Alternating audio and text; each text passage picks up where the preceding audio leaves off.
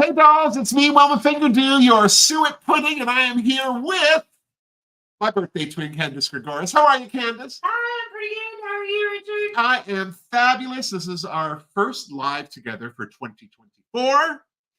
We've got a lot to do, a lot to talk about. If you are interested in having me answer a question or you have a query that's keeping you up at night, you heard me. Feel free to message it. Candice will relay them to me. If you are interested in anything that I'm talking about today, what am I talking about today? I'm actually taking advantage of a down day from sewing to play with makeup that I've gotten recently that I haven't had any time to play with at all. And I styled a wig for myself. So I'm going to be wearing a new wig. So that's going to happen today as well. So yeah, I'm going to be doing all that. I'm going to have links to, there's 3 companies that I'm going to be talking about: Saints, Angels, Sinners, Beauty Moon Cosmetics, and Ladybug Glow. And in the ticker tape below me, you'll see that there are discount codes. You can get 20% off at Saints, Angels, Sinners with Wilma 20. You can get 15% off at Beauty Moon Cosmetics with Finger Moon, you heard me. And you can get 10% off Ladybug Glow with Wilma. And these are all companies that I got stuff from recently. Some I bought, some I didn't, but it's all makeup I wanted. And so I'm going to take advantage of it today. And I've already put on my my face, my, what else do I have? Oh, there's Martha Anastasia. Hey, Martha. Hey, girl. Hey. I'm going to, so I used my Juvia's Place foundation for my face. I also used the Juvia's Place shade sticks, these things here. I just want to make sure. Can people hear me? Martha, girl, can you hear me? Because I just set up the mic differently and I'm just afraid of it not working.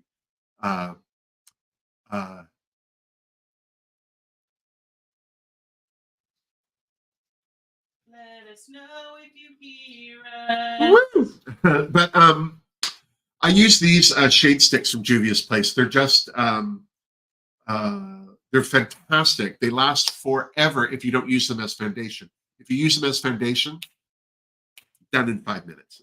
So I just want to let you know that that's what I have on my face. I always block my eyebrows with my contour just in the cream. I remember once somebody said they always block out their eyebrows with cream before they set their face, because if there's a problem at that stage, they can fix them.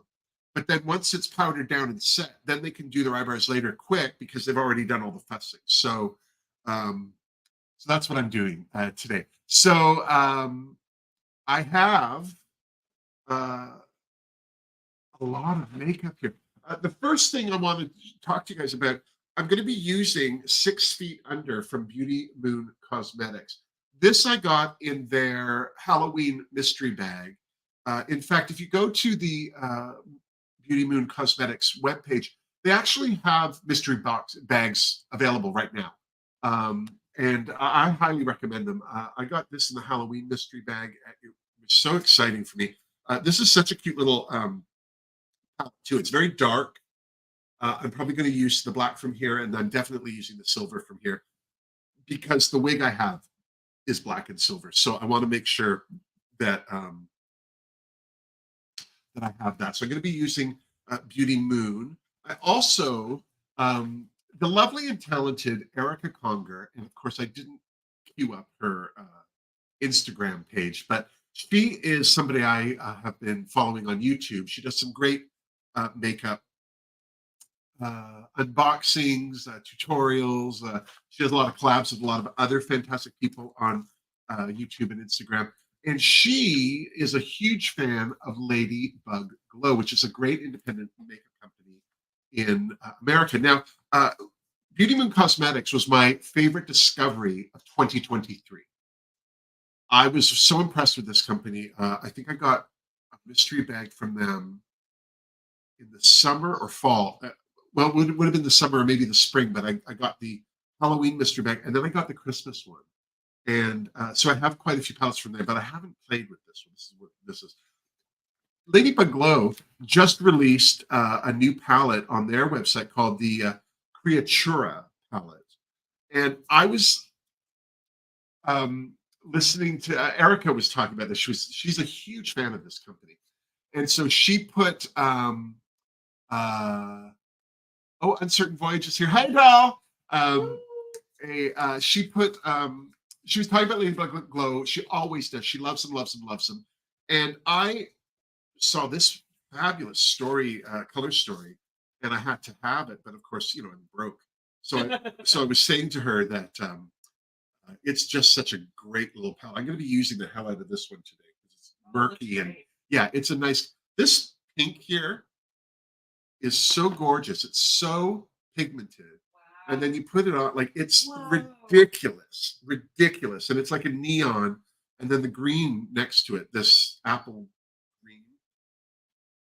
So great. So great. So I'm so excited to use this. But what happened was, I was, complimenting Erica on her video and saying, oh, I can't, one day I'll buy some Ladybug. One day I will get me some Ladybug Glow and my life will be complete. And I haven't really had that kind of feeling for a makeup line in a while. I think the last time I really felt like that was for the Chucky palette that Glamlight did, which Martha Grunwald sent me. But anyway, so I was talking about this. Ladybug Glow contacted me on Instagram, said, can I please send you this? I'm like, yes, you may. But Amanda is the owner, and she's even sent me a little note and enjoy your palette. This is one of my faves so far. And I have to say, Ladybug's got some great palettes. Now, sometimes they're not in stock and they're on reorder. And the company, a lot of makeup companies order their makeup out of China. And China apparently closes down for the month of February for the new year. So a lot of companies that get their stuff from China are on a pre-order situation. Saints Angel Sinners is in the same boat, Ladybug Glow. So they're getting their products back in stock, but they have to wait for February to kind of close up. So I think what's happening right now is everything's opening back up. And so this right now is available. I think it's available on the site. Yeah, I can pop it back up on screen. Oh yeah, go ahead. So there we go. There's a creature palette. It looks like it's available. Yeah. It's beautiful, and that's the Canadian price. I mean, a lot of Americans might be going, "How much?" It's the Canadian price. In America, it's $3. Canada's blown out of proportion. So that is the main palette I'll be using today. Other stuff that I got is from Saints Angel Sinners, but it's not all Saints Angel Sinners products. Now, I did get 3 palettes from Saints Angel Sinners. Now, the first one I want to talk to you guys about, and this is PR. I didn't buy these. I just want you all to know. Also, the codes that are down below on the screen for any of these companies will shoot me a penny or two, but don't feel you have to use them unless you want to. Personally, I prefer if you just said to these companies, Wilma sent me, and then maybe used a friend of yours as code, because chances are you know somebody with a code. But if you don't, use mine. What the hell? But this is Darcy's latest palette from Saints Angel Sinners. It's called Standing on the Moon. Pardon me. And this, sadly, is in memory of her brother who died. And proceeds for this palette are going to charity. He actually worked for a couple of charities, and she was actually supporting those charities before. And so she's going to continue to do so with the sale of this palette. And this is a cute little palette. It's a little neutral for me, but the shimmers on the top are gorgeous. We have this gold called Drums. So shiny. I don't know if you can see it. Do another swipe. Yeah, it's very gold. Yeah. It's got an orange, gold, slightly green cast to it, which is nice. The next one, Great Friend, is white. It's that one right there. But it's actually quite pink. There's a blue in it as well. I'm not seeing the pink highlight right now, but yeah, it's between this being orange and this being, these are great on top of things. And then the last one, Wrestling, I think it's just a straight up green glitter. Yeah. And it's gorgeous. I like this because it's a grungy green. For a glitter, it's grungy. It's not too happy. And then the 3 neutrals across the bottom, I'm going to use for my eyebrows today. So that's where that palette's coming from. That's great. It looks like that palette is currently on pre-order. It looks Yes. like it's out of stock. Yes. If you pre-order that now, Yeah. if you're interested. Yeah. There might be some palettes in stock, but if there are, they're not many. So Darcy likes to just let people know it's a pre-order. So if it does sell out in the course of somebody putting something in their basket and then going to check out, they're not shocked. Do you know what I mean? Totally. And then this is one that she's going to be bringing back, but this is the Kazi palette, and that's her cat cover. Oh, cool. Yeah, and this is cute. Oh, nice. Yeah, this blue here is it's like a denim blue. I just love it. I'm going to be using this palette today, but this is one of those palettes that she will be getting back in stock, but it's not in stock right now. Right. And then the last one she sent me was Unity, which is one of her early palettes that she did. And I don't think she's restocking this one, but it's so beautiful. There's this blue shimmer right here. It's ridiculous. Oh, that's beautiful. Yeah, it goes to a green. It's just stunning. Yeah, this is just a great little palette. And I'm a huge fan of Saints, Angels, Sinners 6 pans because they usually only have 2 or 3 multi-chrome shimmers, which is great because you can grab 2 or 3 of these, stick them in your purse or your suitcase, and you're good for the weekend because you can create out of 3 6 pans like a good sized palette, and you can mix and match what you want. Once you get into 9s and higher, I think it goes into, I think, more, it's just more. Do you know what I mean? Yeah. But I love the colors in that. Martha loves it too. Martha Anastasia. Oh! I also just want Michael's there. Oh, Michelle Center. Totally saying hi from Norway. Michelle is saying that I've been busy watching the current 4 new seasons of Drag Race and following the national finals for the upcoming Eurovision season. Eurovision, Woo! Yeah. I haven't been watching Eurovision this year. I follow Eurovision after the fact. You know what I mean? Like I like to hear what people thought, not what was going on, because a lot of the times I don't know what's going on. But I really do. I do like Eurovision, and I always get this, like Netta is the winner of Eurovision from is Israel. I actually don't know. Oh, have you not heard of her song "Toy"? I'm not your toy. No. Sorry. Did you see? Sorry about it. You see Will Ferrell's Fire Saga, his movie about Eurovision? Yeah, the one with Rachel McAdams. Yes. Yeah. So when they have the song off, Right. Netta is the one that gets out of the car.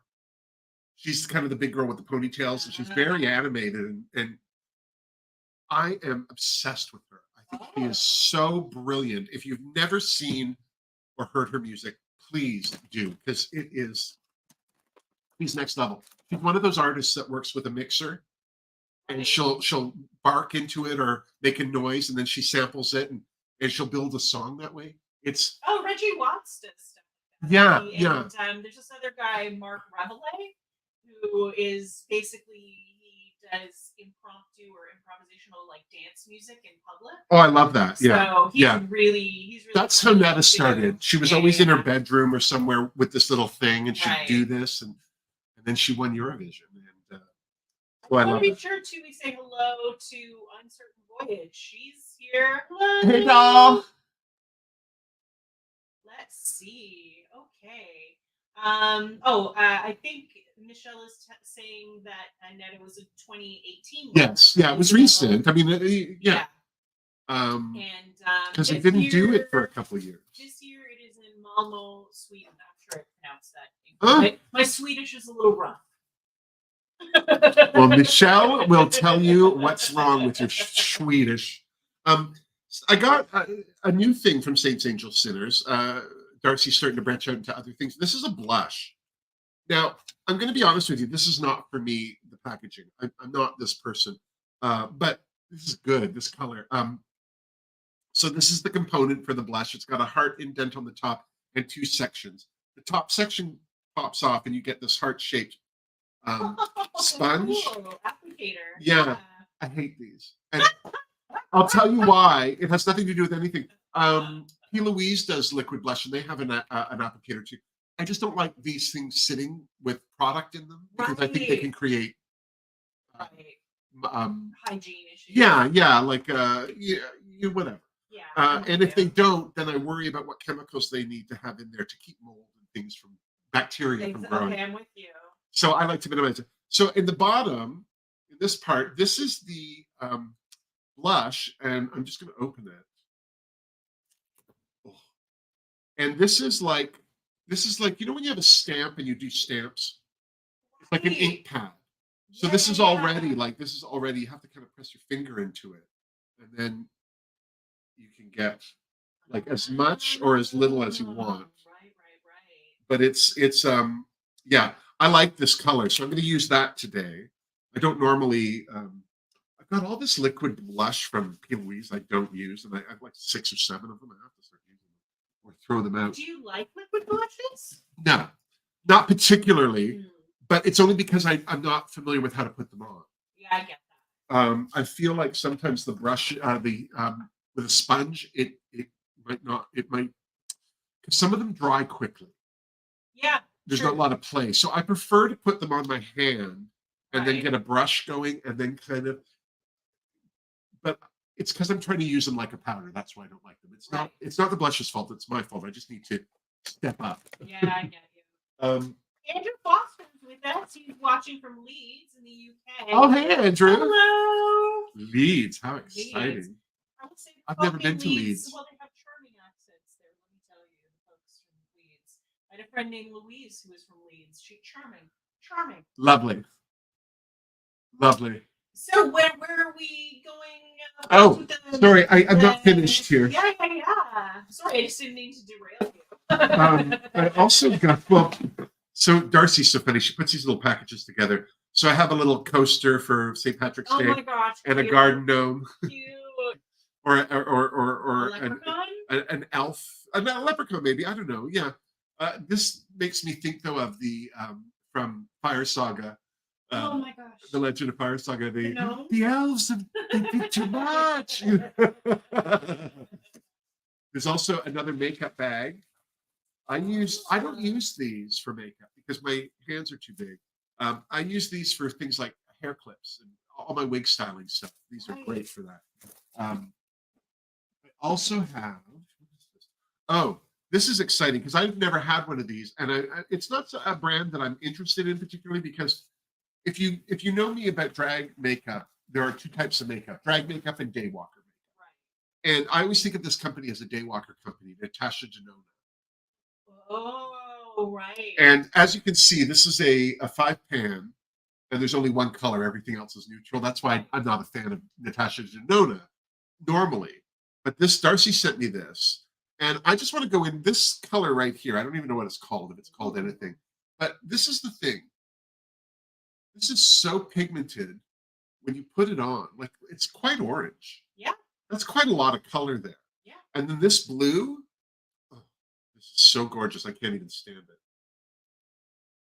Wow. Yeah, it's like almost bordering on teal. Like I think it would blend out to a good teal. It's very Miami Dolphins for those of you know what I'm talking about. And this brown too. Like there's some good colors in here. And the gold. That almost looks like it has a burgundy Yeah, like that. yeah, and then the gold is Oh nice. wow. Okay, it's very autumnal. I'm not going to use this today because I want to Right. stick with those things. But I'm so excited to have Natasha Denona. Yeah, I think of Natasha Denona as being very shimmer heavy. Yeah, Like I don't even know if I like the mattes are very few and far between. So that's the kind of it's very expensive makeup, but part of the downside is I feel like you always have to use something else with Natasha Denona yeah. because it's shimmers like a life, my Mhm. friend.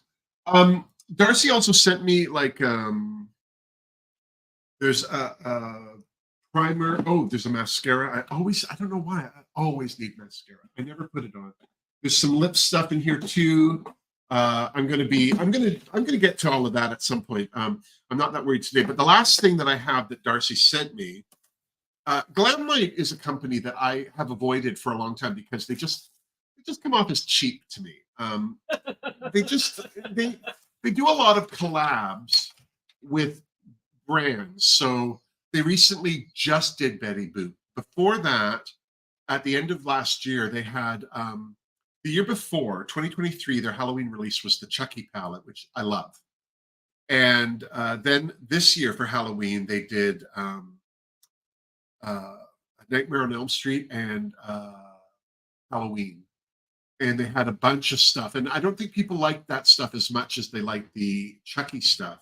But Darcy sent me a lip duo from the Nightmare on Elm Street collection from Glamlight. And the thing I have to say is, Darcy also sent me a Glamlight palette, the wine palette. It's beautiful. Martha Grunwald sent me the Scooby Doo Ruh-Roh Raggy palette. I love that. So I'm really actually getting into Glamlight lately, but it's not a brand that I've paid a lot of attention to normally. But these are their lipsticks for Nightmare on Elm Street, and I like that they're square. I don't know why. Right. I'm not normally I'm not a person that cares about packaging. I don't.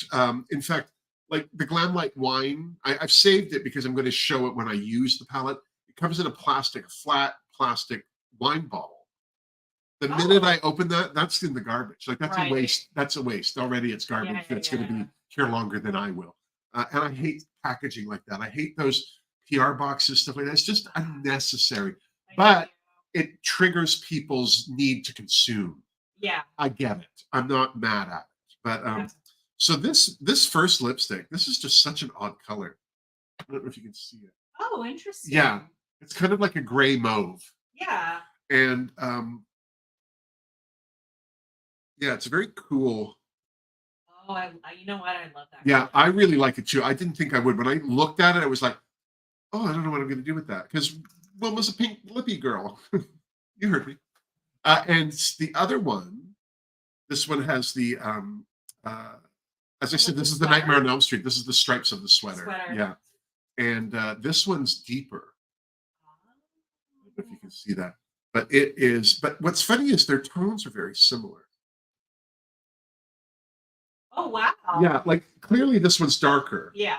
But they're so close. Right. So I'm actually going to use both of these because I'm going to ombre out my lip. Oh, cool. Yeah. I'm looking forward to that. I like that. I like an ombre lip. But again, look at this packaging. Like you pull this out like this, but it creates such a suction in there you can't pull it out. Right. I know. But it's like, what the frig do I do with that? I know. Like if I could take these things out, but this is really well made because it's got foam in here, cutaway. So this is all very substantial. And I mean, you could probably pull all that out. Oh yeah, like so that'll come out. This might be a good thing for me to throw my eyelashes in. Right.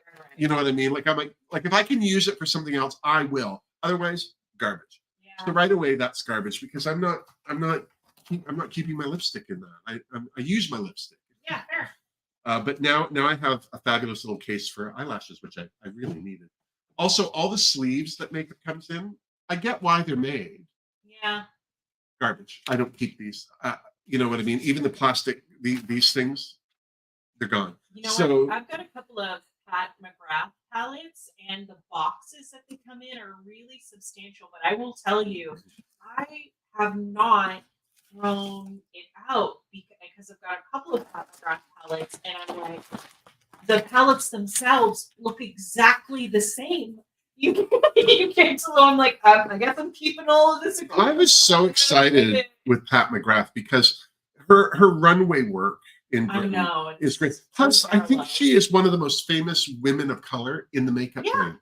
Yeah, and I love that, which because for me, when you have not whiter than white complexion going on, I don't care what your nationality is, but if you're not pale, your saturation of makeup is going to be better.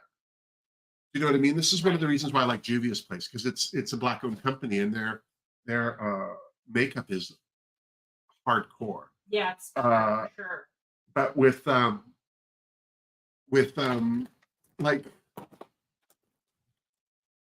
don't know, with Pat McGrath, it just everything looks so brown. But I get it. Not a lot of people go around with color on their face. I get it. You know, you want the neutral. You want to create like, you want to contour your eye in a better way or things like that, but not necessarily throw green on it. You know, and some businesses won't let you work there if your face is too colorful. Yeah. So I get all that, but I just was so disappointed with Pat McGrath because every time she releases something, it looks like the last thing she released, or it is the last thing she released with a new label on. Yeah, that's been done a couple of times as well. She had a Star Wars collection. Yeah, 100%. And when she first launched some of the product that she had out, I really liked it. It was innovative. The packaging was different. What she was presenting has been different. But I will say for the past few years, it's kind of gotten a little bit cuter than what I'm used to. And I'm like, I don't know if I want cute. Well, I think Pat McGrath was definitely an industry. Yeah. It was very an industry look. It was very, this is industry backstage kind of presentation of all of this. And, you know, not that I'm against people making money, but the kind of, when she came out with the Bridgerton collection, I was like, this is a little cute. But then, you know what I mean? Who am I against Pat McGrath making some money? Hello, Virginia Rash. Thank you for joining us. I'm so glad you're here. How are you, doll? So I am just going into Support to Many from the At the Foot of the Moon palette. And starting my eyebrow. Oh, Lulu online. Luby Lou online. Oh, yes. Hello. How are you, doll? Hi, Wilma. Hey, chat. I'm late tuning in from Wales where I'm recovering from a nasty chat. Oh, no. Well, I hope you're feeling better soon. Yeah, I'm glad you're here recovering with us. Hope you've got a nice cup of tea or beverage of your choice. Something a little stronger than a cup of tea. Nice hot toddy. Yeah, exactly. If they're from Wales, they're having a toddy. There you go. I'd much rather be sick in the winter than in the summer. I hate having a cold in the summer. Yeah. It's almost insulting. That's true. Summer cold is the worst. I'm just using a chiseled brush, but I like this brush because the width of it, flat, is a good width for my eyebrows. Lady Jenny. Oh, watch your purses. Lady Jenny's here. Hello. You know, glad to be here. It's been a long time since I've been able to come by. I went through, I had a bit of an injury. So I had a knee injury. I've got a really wicked, cool, don't be jealous leg brace on today. But happy to be here. And you know, since I'm talking about it, I just, you know, love my nails. Love my nails. There we go. I'm just like gonna be a little whore for my nails. Oh my gosh, so many people have joined. Darcy has joined us. Oh, there she is, Darcy from Saints Angel Center. Oh my gosh, thanks, Darcy. We've been talking you up. Speaking of Darcy, I'm now going into Missing You, which is the brown, the darker brown from the Standing on the Moon palette for her brother. And ooh, sorry, I'm just doing the back end of my brows. But I like to use a couple colors on my brows. Oh yeah, I love that. I like to make them look a little more interesting. Ooh. I'm an art student, so I studied art, like fine art. So, you know, for me, when I'm sketching or drawing, like even if I'm just doing a pencil sketch, you know, darker, lighter, you create tone. Right. And so that's how I always approach makeup. And sometimes when I'm talking to somebody like Wilhelmina, for instance, she doesn't have an art background, but her partner Jeffrey Mhm. is an artist, and so she has an understanding of what I'm talking about, but she has no sensibility for it. Um, even with the way she doesn't hold a brush. She holds. There's some weird way that she holds a pen, but I think it's just so that she writes like a doctor. That when she writes out a prescription, you can't read it. Hello, Scott Chapel Oates, coming to us from Brecon Beacons in South Wales. Oh my, so many Welsh. Oh, Wales. I So love many it. people from Wales. Right. That movie Pride that they did in. I love that movie. But the amount of people that were in it that weren't Welsh doing the accent really well, because that's not an easy accent. I'm Scottish, but born in Canada. The first time I met my family from Scotland, I thought, like, they were like, oh, we have food. Are you hungry? Oh, no. La, la, la, la, la. And I'm like, what the hell was that? That can't be the Queen's English. Oh, my goodness. It's not. It's Scottish English. Okay, question. Is the leg brace bedazzled and jeweled, Candice? If not, why not? Well, she just got here today. I'm only one person. I should get different leg braces. Perhaps I should get a formal leg brace for occasions such as that. I'm wearing my more informal, more athletic leg brace, and too many jewels would snag on my pants. You don't want snaggy pants. I don't want snaggy pants. Nobody wants snaggy pants. You gotta pay extra for a snag pant feature. Yeah. As far as I'm concerned. I just don't need to hear it. Oh my goodness. I'm just looking now. Nope. There was one brown that I saw. Oh my goodness. This? It's been forever. Like, my mom was born in Scotland. It's been forever since I've been there. I think the last time I was 11. Wow. When I was in Scotland. So I was there just in time for Duran Duran. Oh my goodness. I was there for peak Duran Duran and peak Adam and the Ants. Oh my gosh. And maybe a little bit of Susie and the Banshees. Wow. Do you remember Susie and the Banshees? Yeah. I love the way she spelled Susie too. Yeah. There's definitely a makeup inspiration. Well, and you couldn't do that today. Right. Her, Robert from The Cure. Oh, Robert Smith. You couldn't go around like that today because there's a different level of rebellion. You know what I mean? Like I don't think people would respond well to it. And I'm just really impressed with like what we had in the 80s. There was just this kind of like almost anything goes type of attitude with a lot of makeup. And, if you wanted to put that Annie Lennox stripe across your face before she did, that was fine. No one blinked. But now I feel like there's more of a look from some people. Like even Billie Eilish, I think with her green hair, it's still well done. Yeah. She didn't do it in the bathroom on the way, on the bus from I don't know, Hamilton or something. You know what I mean? Oh, Darcy's asking, what about Boy George? Exactly. What about Boy George? What about Boy? Remember Marilyn? Oh my God, Boy I do. George's, I had Marilyn's singles. I'll tell you what. Ooh. I worked in a record store that imported a lot of 12-inch singles from Europe at the time because that was the new techno pop invasion, and we did. I had Marilyn. I had Helen Terry, who sang backup for Boy George.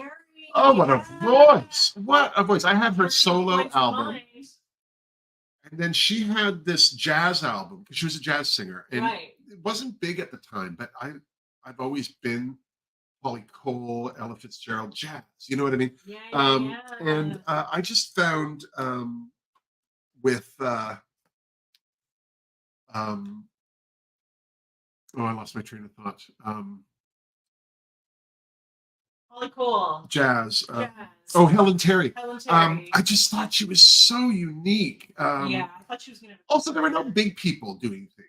Yeah, that's true. And she was one of the first big people who nobody said, "Oh, too bad she's fat." You know what I mean?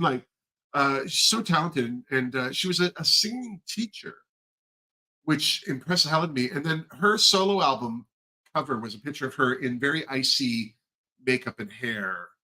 And for an art class, I was in art, as I say, school. I had to do a silkscreen project. So I did her album cover in tones of blue, where I could only use 3 colors of blue, but I overlapped them and made 3rd and 4th colors. You know what I mean? Right. So, oh yeah, I love Helen Terry. Oh, great. Alison Moyet, shut your face. Alison Moyet, totally shut your face there. Yeah, you know what? My partner is younger than me, so now I'm getting him totally like into Yaz and stuff like that. Alison Moyet. But here's what Darcy's just mentioned. I will say, Darcy, I myself may have indulged in listening to a little bit of Olivia Newton-John yesterday. I believe you. Yeah. She had this song called Make a Move on Me, and I was listening to that yesterday. Did you ever see Olivia Newton-John in Sorted Lives?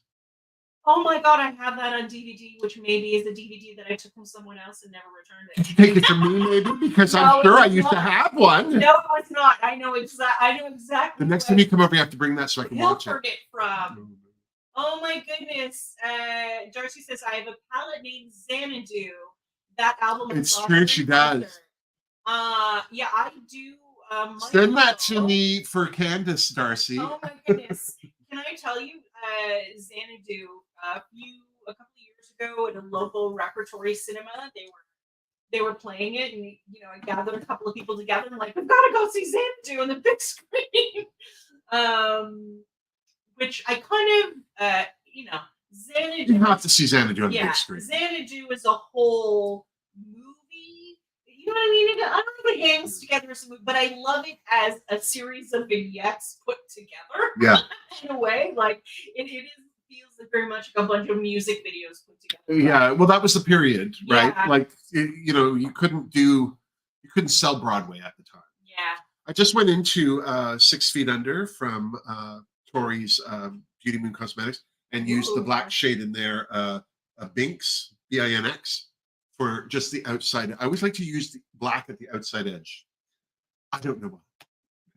Oh. Now, let me go into, I'm so excited to use this palette. Again, huge thank you to Amanda for sending me this. This is the Creatura. And I'm actually, maybe that's not what I wanted to do first. This is so funny. I don't normally use a bunch of palettes. This is the thing. I'm one of those people, I like to use one palette at a time. If I can't look at your palette and use that palette for one look, it bothers me. And I don't know why. I don't know why I'm like that. There's no reason. But I've just always been. I don't know what it is. So which is why I like the Saints Angel Sinner 6-packs, because they are good for one look. But if you have even just one other 6-pan, right, then you have 4 looks. Right. One more, now you have 12. Like they're very interactive palettes. But I'm going to go into Critter. It's a blue, but it's a very deep blue. Ooh. We'll see. I'm not making promises here. Hello to Al for now. Thanks for joining us in Newport, South Wales. Oh, wow. All these Welsh people. What's going on? I love Wales. I've never been, but I've always wanted to go. That and the Isle of Skye. I don't know why. I don't know why. I don't know people there. I don't have family there. I think part of me have always wanted to go to the Hebrides. What is that? Those are islands off the north of Scotland. Oh, is that right? There used to be this British television show, I want to say in the 90s, and there was this British comedian who's still around. His name is Julian Clary. Oh, yeah, I know him. And there used to be like this fake, like a jury show that he would do where he was the judge, and it was called All Rise for Julian Clary. And one of the trials in the show would be a known person, like a famous person, and it would be that would be the ruling that would be called Celebrities to the Hebrides. And he would ship them off to the Hebrides. Oh my God! Off these remote islands off the north coast of Scotland. How funny. So it's like the Hebrides, like the Shetland. Yeah, exactly. I see. Yeah. Celebrities to the Hebrides. I changed my mind. I am going into Creatura from Ladybug Glow, but I'm using Swamp. This color in the corner. It's got a green cast to it, but it's more neutral. I just want to, and I don't know what this is. This is from P. Louise, number 574. Look at me reading things without my glasses like a person. Goodness. I was probably completely wrong. Let me put on my old lady specs. Ooh. Oh, it's an E34. I was close. But I do like to use like a pencil brush or something when I'm starting, because I'm a dabber. I don't like to window screen my makeup on. I like to dab it on. Making your shapes. Yeah, and also because I'm recreating my eye shape, I have to use something that'll do it. One of the drag queens whose makeup I admire is Lawrence Chaney from Scotland, winner of season 2.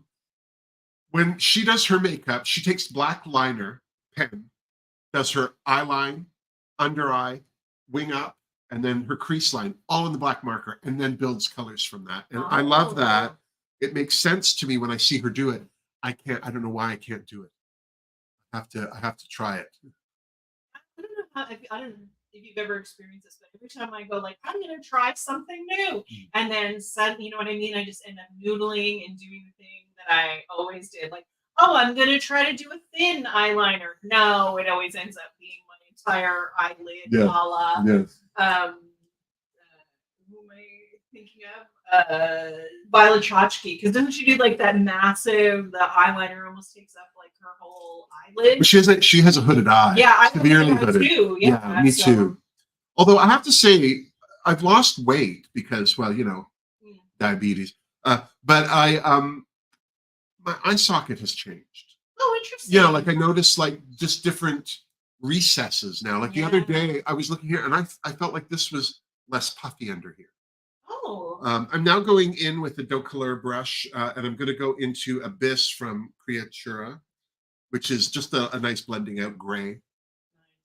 But, I just want to, and because I'm blending it out, I'm going to swirl it. God, I haven't put on makeup in a while. I've been sewing for Carlotta Carlisle. Oh, I wish I'd put her Instagram up. Did I say Chachi? I meant to say Chachki. Oh. Did I say like Scott Baio who played Chachi? Chachi. I did not mean Joni loves Chachi. Hey. Scott Baio. My apologies. Whatever happened to him? I thought he was a good actor. He was good on Charleston Church. It was a crappy show. Yeah. Well, he kind of went right-wing loony. Oh, did he really? Yeah. Oh, well, there it is. There it is. There you go. Yeah. That's what you get. This is my first time using Ladybug, so I'm excited. I think that's why I have the other palettes here. Familiarity. Right. But I don't. I was talking to somebody the other day about putting on makeup, and so this is me using my left hand. A lot of people, when they're doing their makeup, their eyes aren't the same shape, and it's because you do this angle, natural angle, then you go over here. You can't. So then you put your hand around, and you never get the angle right. So what I try and do, because I'm slightly ambidextrous, like it's like I can play sports. Tennis, hockey, doesn't matter. I can play them both ways because I suck. But I don't. I actually will use my left hand a lot in makeup just to get angles correct. And I think the more that I use it, like doing a circular motion with my left hand is almost impossible because I don't use my hand that way. You heard me. And but the more I use it, the better it gets. So I actually do try and force myself to use my left hand more. But if I'm in a rush, I don't. But I do like to try and use it for the angles. Ooh, neat. Oh, Luby Lou Online Yes. says that Wayne Goss does amazing makeup tutorials for Hooded Eyes. He's a British Yeah. national treasure and he lives in Wales. Another Wales reference. Yes, I've actually Does he live in Wales? Yeah, I had no idea. I thought he was Australian. Isn't that awful? You know, I thought he was. Yeah, I thought he was English, but living in Los Angeles or something. Oh, like that makes sense. Yeah, I could see that. Yeah. But you know what? Yes, I have watched several of his tutorials for Yeah. Hooded Eyes, and every once in a while I'll look at. I forget what Beautylish or whatever is the site that he sells his product out of, but I've never bought anything. It's just a bit too dear for me or any moment. I haven't had the. I haven't heard funds anybody anytime. use the word dear on a financial level since my grandmother, and that's not an age thing. That's just a nostalgia thing. I was just going to say that this must be a Scottish thing because Well, that Irish American was. My mom was adopted, so they were Irish American background. Well, that would be something that my granny would say, that it was a bit dear. She would also talk about having no, it's dear. Dear. Oh, go on ahead. You're a right wee stoter. Yeah. Well, I never. Right. Exactly. Oh, there you go. Wayne's from Somerset, England. Oh. But he lives in South Wales now. Well, I mean, I assume he did it for the company, right? Yeah. You know what I mean? Doesn't Dawn French live in Wales? I feel like she does because almost all of her projects now are in Wales. Oh, which she does. Did you see? Catherine Zeta-Spartacus Jones. Oh,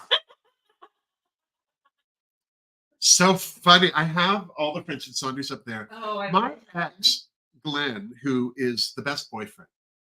Aww. I was so lucky to date him, and he was too hot for me. And he loved French and Saunders. He loved watching it with me. We had this debate on their white room scenes. Do you know what I mean? When they would be in the white room, and Jennifer Saunders always had a turban on her head for some reason. And he was looking at this one scene. I don't know what it was, and he turned to me and said, "Do you think that they do all the sketches that really were kind of rejected or maybe too odd, that they get relegated to the white room?" And it was like, so then I started watching all the white room scenes differently. And they are kind of random and odd. So I don't know. It's an interesting. It might be like their miscellaneous drawer. Of comedy. Yeah. Yeah. We need 5 more minutes on this show. Oh, here, throw that in the white room. Do you know what I mean? Yeah, totally. But I loved it. The one where it's Madonna. Which Madonna? The one who's all slutty and rolling around on the floor. No, I love children now and write books. Oh, all right, come in. Whatever it is. Or when she came in as the Kardashian and she had all that contouring. When they play the old men, those filthy old men, makes me laugh. They're so funny. Dawn French, Lady Jenny turned me onto this. Dawn French has a comedy special called Dawn French is a Big Twat. Oh my God. And it's available on YouTube. The whole thing is on YouTube. Oh, wow. Yeah. And if you haven't seen it, Candice, we can't be friends anymore. So get on it. But it is so funny.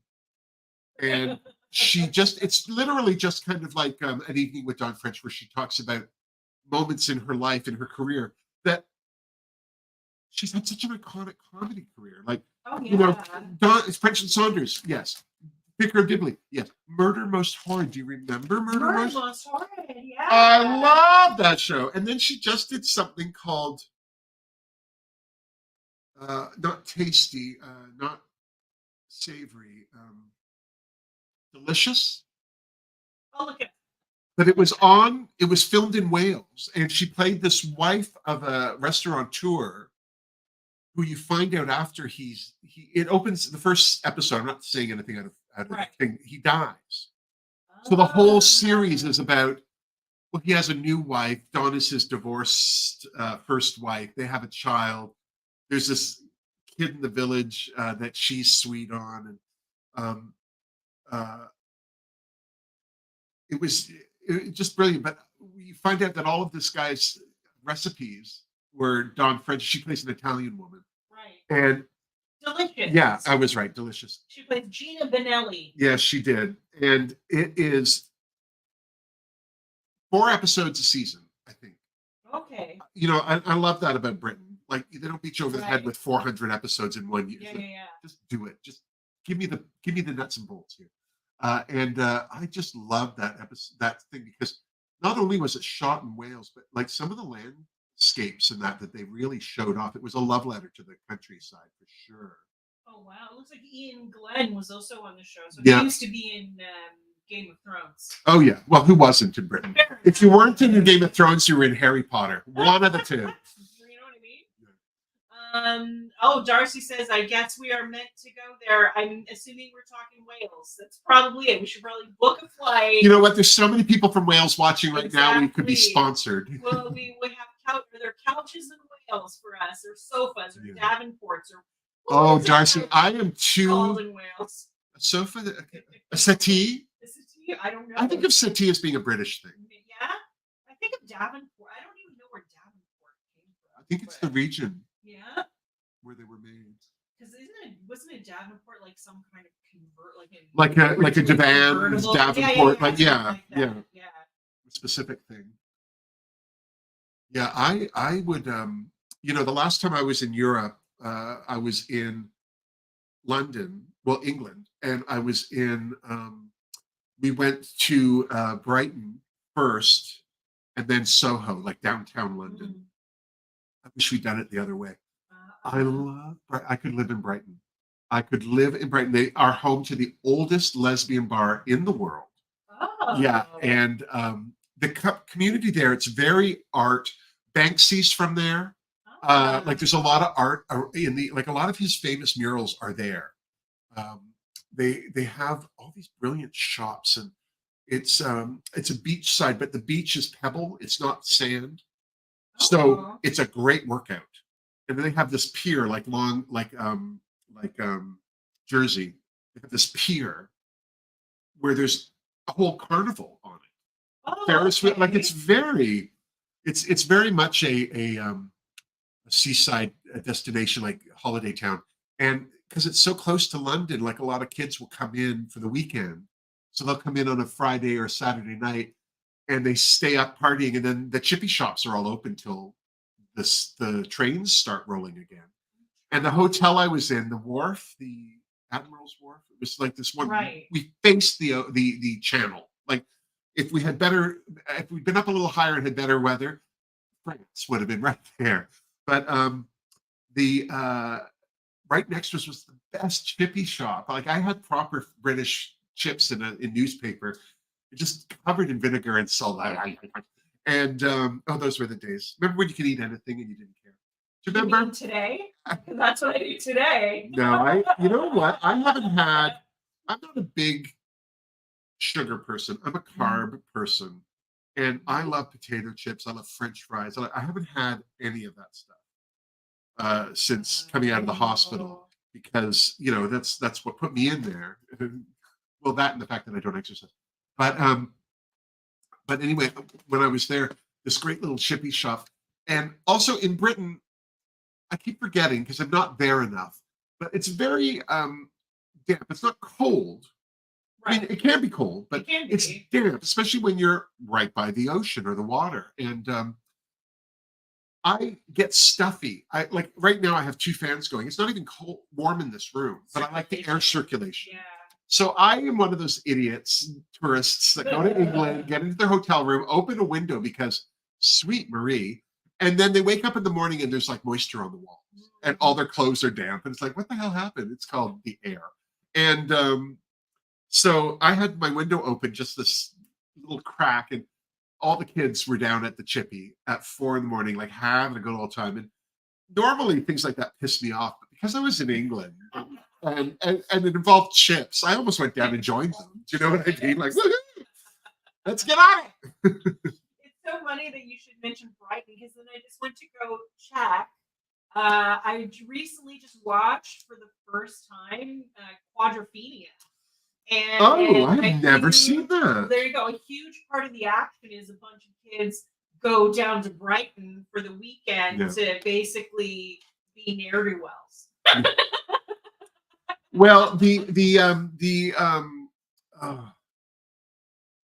something Prince Charles, Prince. He had a pavilion in Brighton, and he was the Playboy Prince. And I'm not sure if he was gay or just liked it all in his mouth. I don't know. You know what I mean? I don't, but you know how royalty are. Right. And there's a beautiful pavilion there. We went through it. It was so beautiful. And but there's a carryover to that kind of bohemianism. Right. Like the gay part of town, which is most of it anyway, but it's like this one street, like the channels there, Pebble Beach, the main road, and then there's another road. And on that road, like there's streets that go down to the waterfront, or at least that main street. And I was there 2 days. Look at me, the retention. Now ask me Candice's birthday. It's mine. I don't remember. When is my birthday? I'm going, yeah, I want to, but anyway, some of the streets that go down to the ocean are like Jelly Bean Row in San Francisco or in Newfoundland, like those brightly colored, every house is a different color. Yeah. Stunning. I love that. I'm going to go into Unity from Saints, Angels, Sinners, and I'm going to use Indivisible. I'm doing really well without my glasses today. I think you're doing fabulous. Anyway, I just want to cool this all off. I'm just going to blend out this gray with this blue. You cool off. And I don't know where this brush is. Just big fluffer. Big fluffer. You heard me. Big fluffer. We all love a nice fluff. Yeah. Who doesn't? Right. But oh my God, some of the bars in Brighton, they're not very big. Like even in Soho, you've been to Soho, haven't you?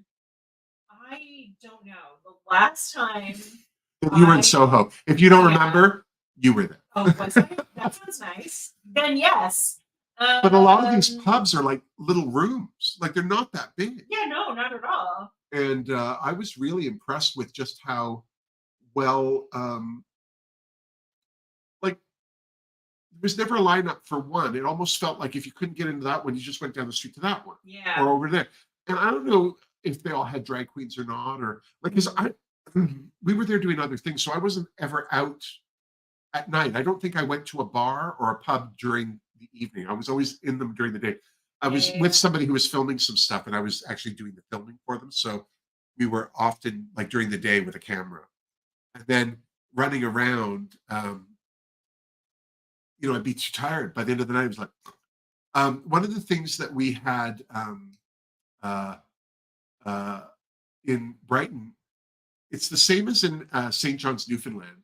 St. John's, Newfoundland is a seaside town, right? And all the streets kind of go up. Yeah. Well, they're parallel, yeah. But they have these random roads, and they were for the delivery off the boats, particularly the alcohol. And these little, like these little steppy, like, because everything's on a hill. Yeah.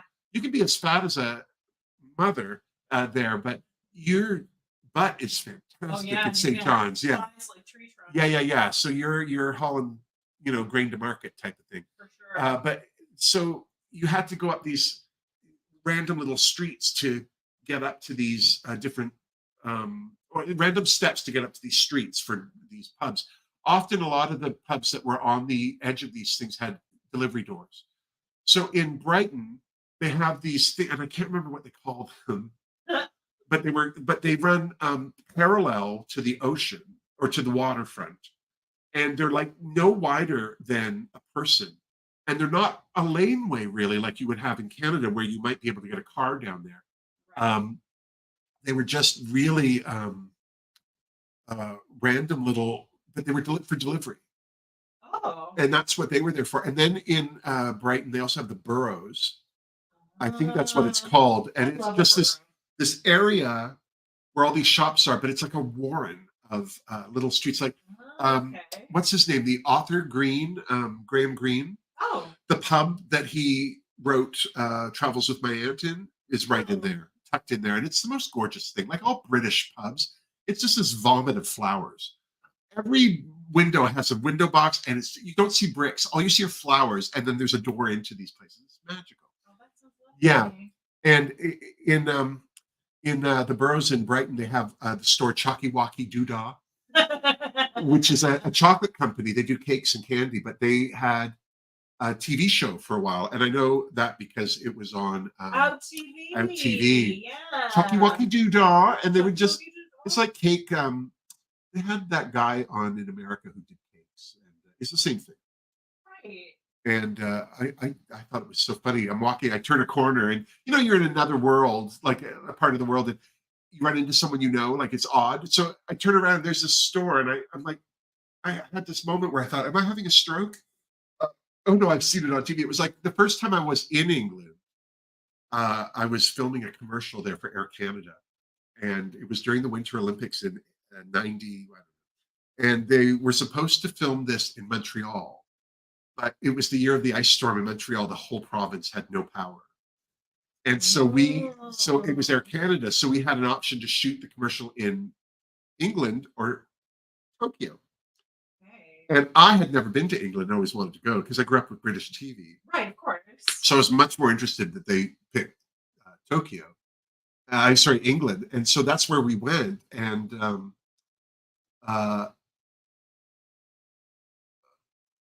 lost my train of thought. Brave, Tokyo versus No, London. first time in England.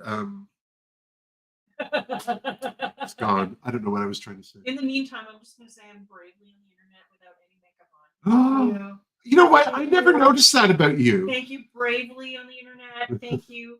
Send your medals directly to me for being on the internet without makeup on. Thank you, Mama. I don't know if I'm telling tales out of school, but I'm going to risk it anyway. Do it. And Darcy is asking in the chat, Candice, did you get the number from Wilma to do a giveaway? We're going to do a giveaway. Is that something we didn't talk? I just wanted to check in if I missed Darcy, it. I completely forgot. Here we go. There's evidence that Darcy's put this there. Candice, Good for you, Darcy. Thank you. Candice did not get the number. No. I'm just trying to think because Candice is using my phone. Right. But we are going to do a giveaway. We're actually going to do a giveaway during this live. So at the end of this live, we will be giving somebody's information to Darcy, and she will be sending you a palette. Darcy, do we know which palette it's going to be? If we know, Darcy, or if it's mystery, that's also very cool. Yeah. Because the Saint Angel Sinners oeuvre is gorgeous. I'm trying to find. I'm going to go back into Creatura, and I'm going to use Phantasm. Yeah, this very, very pale, quasi minty bluey color. I just love color. You shut it. I just love to blend out with colors like that. Okay, thank you, Darcy, for saying I'm brave. I'm sorry, it's cute, but I'm going to round cute up to brave, and also maybe make it cute and brave. So. Yeah. I don't know. What do you think, Candice? What would be look at me do this first for a second.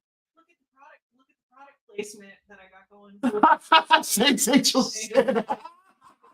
I just go like, product placement. Darcy has right now on her website. See that pink thing? Show her website, Candice. Okay, well, yeah. Doing it. There we are. Do you see that pink case sitting right there? Yeah, this one. That is adorable. I want one of those so bad, but I told Darcy not to send me anything because I don't need it. But she sent me this beautiful black case, and it's a hard shell case. Yeah, it's gorgeous. It's gorgeous. The pink one's even better made. But the reason I like this black one is I have all my wig styling things in it.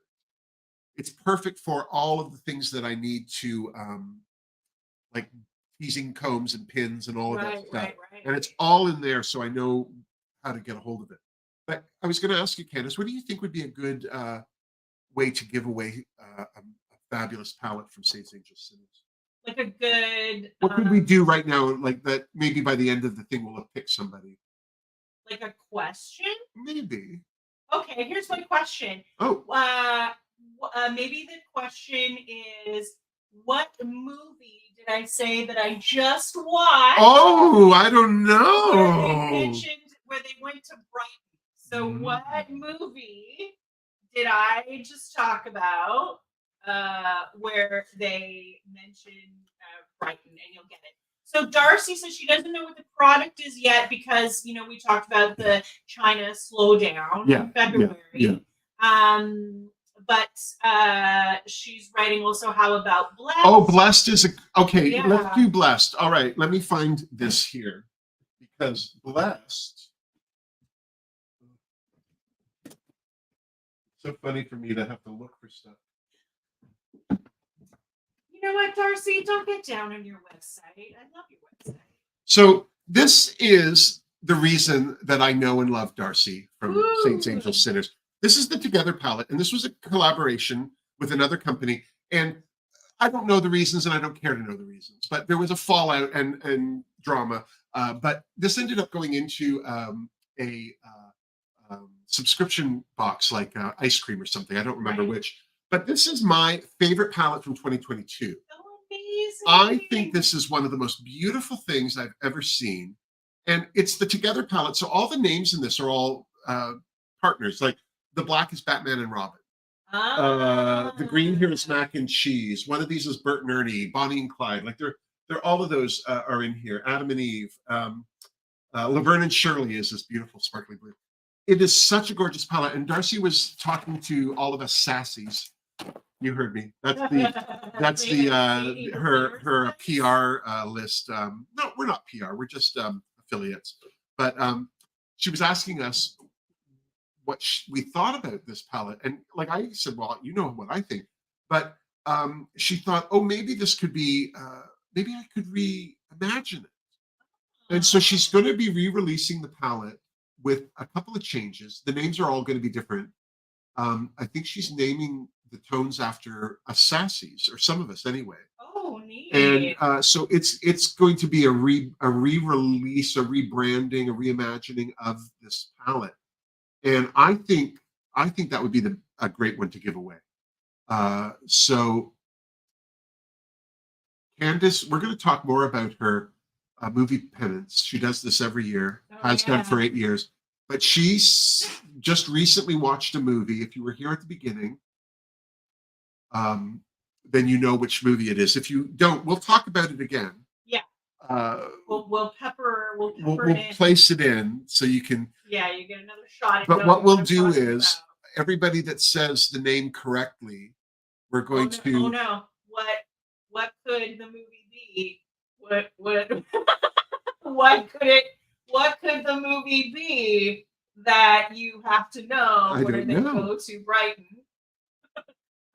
You know what I mean? Maybe you can guess. Even if you're not picking up what she's throwing down, there's not that many movies that were made in Brighton. I mean, there are actually quite a few, but this one in particular, like even I knew this was made in Brighton. But what we'll do is we'll pick a winner at the end of the broadcast, and you will be the lucky recipient of the new, yet to be in stock, but on its way, Blessed palette. It's such a good palette. I can't say enough about it. But so let's talk about we've got a winner already. Oh, it's Lady Jenny. Whore. Well done, Lady Jenny. Well done. Are we just making Lady Jenny the winner, or are we going to let the correct guesses, and then we'll pick one at the end? Okay. Sorry, maybe I blew it a little bit. Maybe you blew your wad just a little early. I'm just building up the darker tones in my eyeshadow with just right now. I'm dipping into 6 Feet Under, the from Beauty Moon. This is the Lost Soul, this deep blue up here. I'm just using it to fade out this black, just a snickerdoodle.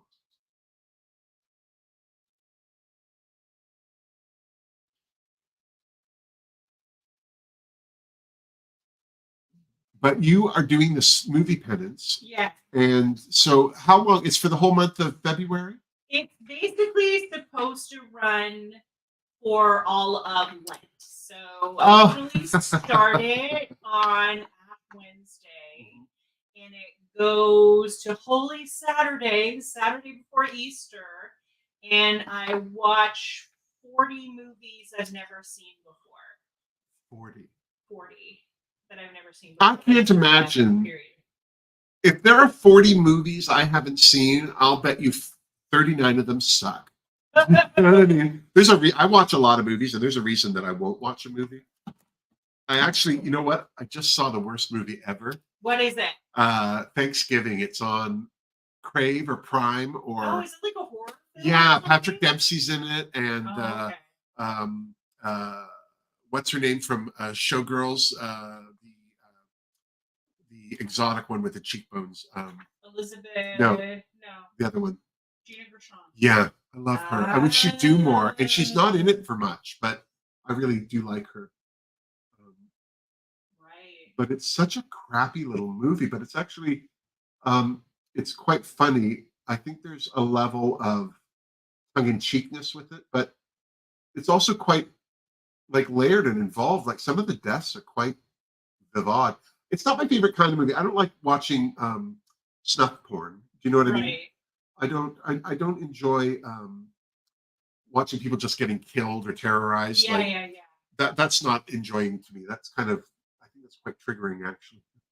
Not for me, but I can imagine. Darcy has been very kind with my little flubness. And so, Lady Jenny, you are a winner, but we're going to look for a second winner because Darcy's willing to give away another palette. Oh, very generous. So that's super sweet. Okay, so congratulations to Lady Jenny. Thanks so much. Maybe I'll reference another movie that I watched during this week. Okay, so let me talk about another movie that I watched during this that was really good. And if you remember what that movie is, then we'll go from there. Let me see. Here's this movie that I watched, and it is. I'm just gonna throw it up here. Okay, so there is this movie called High Spirits. Oh my God, I saw that. Did you? Uh-huh. It's directed by Neil Jordan, the same guy who directed The Crying Game and Mona Lisa. Oh my God. Same director. Wow. Same director. The Crying Game was so good. Yeah, and so High Spirits. Yeah. Was not. Well, I actually enjoyed it. I'm not gonna lie. I'm not gonna say that it was a good film. It's certainly not. The cast is weird. I love the cast. That's so funny because I think the cast is one of the reasons worth watching it for. Because I mean, any movie with Peter O'Toole, Daryl Hannah, and Steve Guttenberg. Whatever happened to him? Right. Do you remember him in Cocoon? He always wore shorts in that movie, and he had the most beautiful legs. Well, you know what? What a lovely thing there with the lovely legs. But so Steve Guttenberg, yes, Lady Jenny, yes, Peter O'Toole is in that movie. I've actually got another Peter O'Toole movie that's on my list this year that I'm going to be watching called The Stuntman. Oh, have you not seen that? Well, this will be the first time, like this, in the past year that I've watched it, but it was someone that I put to the side for a long time because the marketing of it, like I did not know, would be like the marketing was just so odd for it, and I just stuck in my head in a weird way as a kid, and I was like a little afraid to watch it because I thought it was going to be like really violent.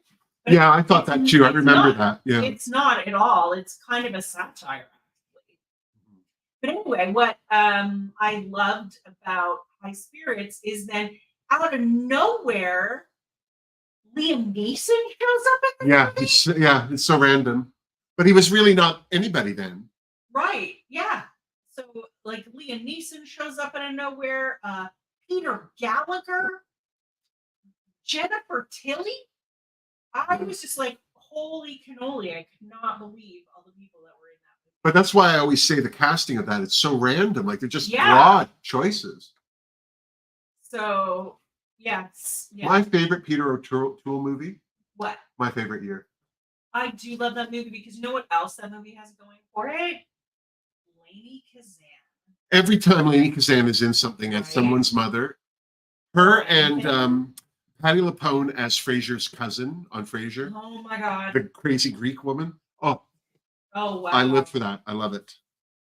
So going deeply into that, one of the other films that I've got on this is this old Francis Ford Coppola movie called One from the Heart. Oh, I don't know that. Yeah. Which is a musical starring Frederick Forrest and Terry Garr as Terry the Garr. leads. So funny. And then the people, so they're a couple, but the other two people who like catch their eye to kind of break up the central couple are Nastassja Kinski and Raul Julia.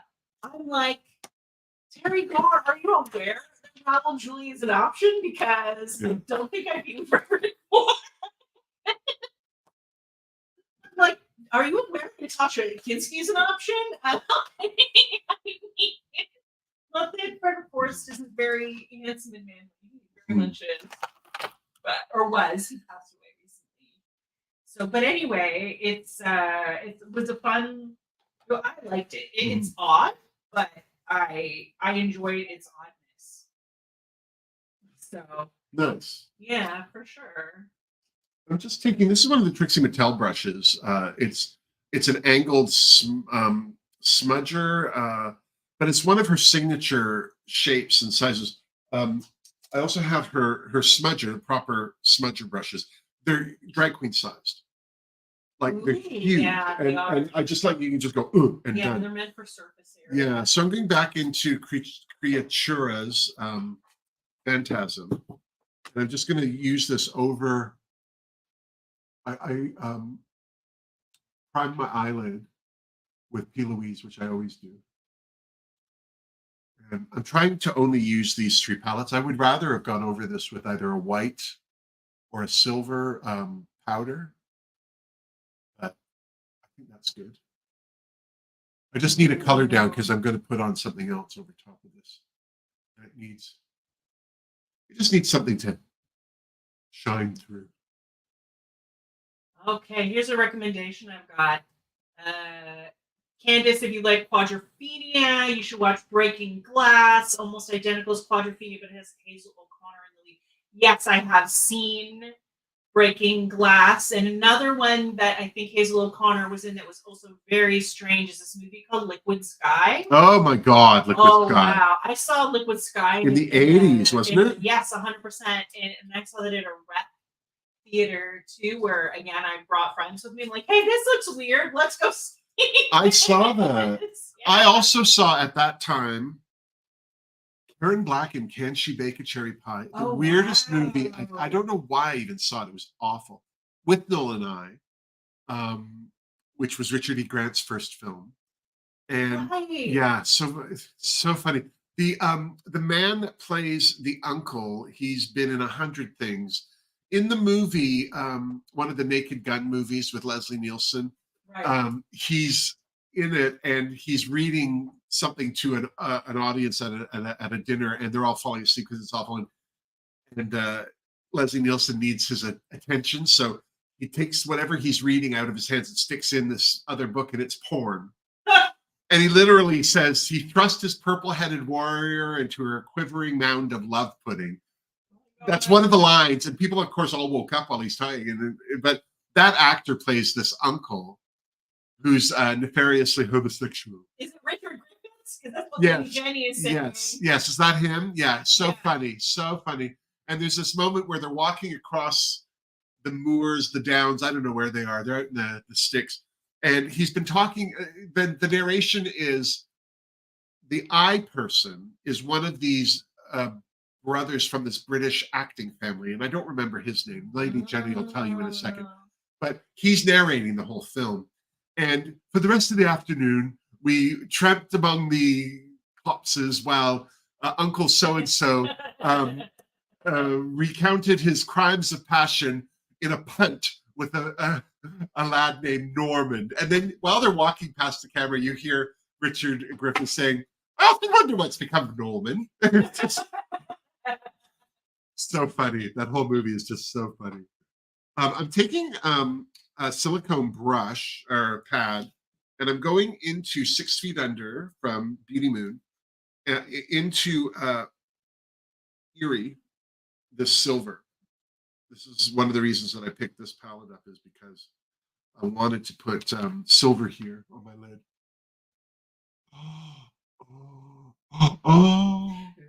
Oh, don't anyone touch me. Look at how beautiful it is. But yeah, I love with that period of filmmaking too, that art period in the 80s was so much fun.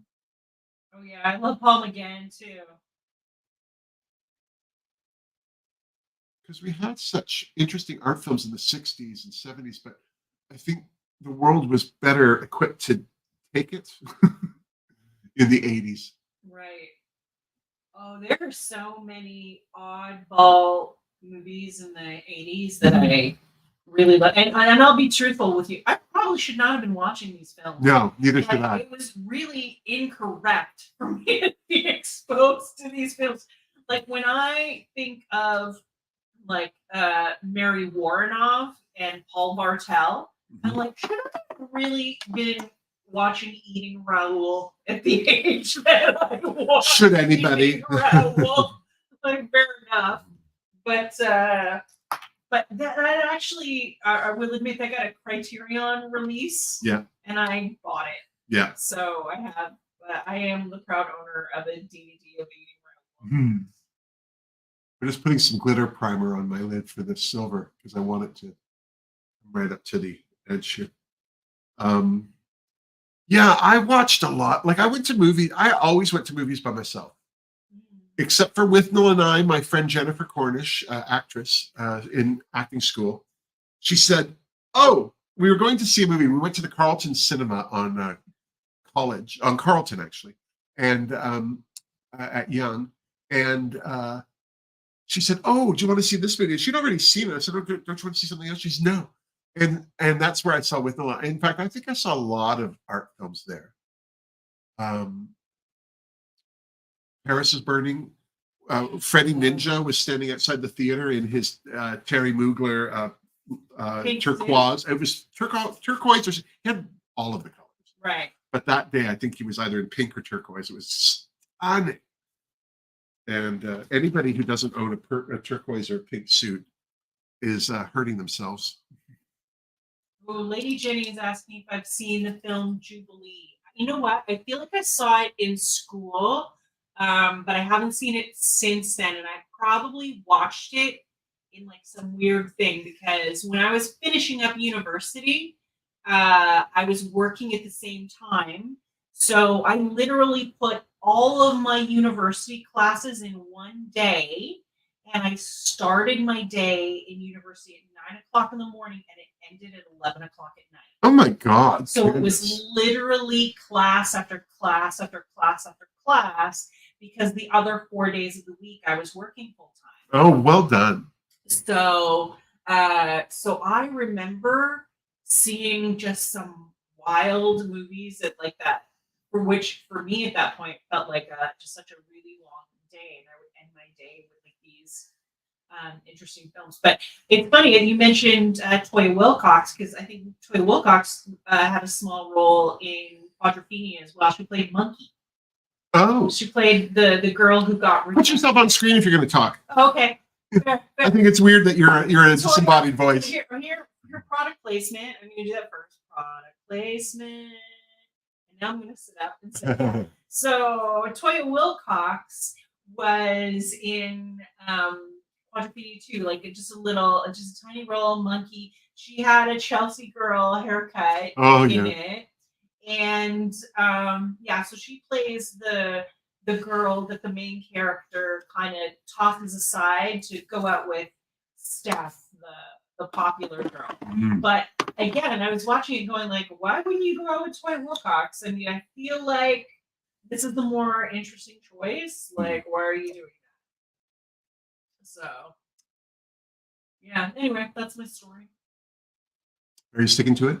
Yeah, I'm sticking to it. Oh my god! Here we'll do this one too. So, my dad sat me down to watch Tommy by the Who movie when I was 8. Oh my I god. loved Pinball Wizard and was traumatized. Oh my gosh! I would say that probably my equivalent to that was my dad watched.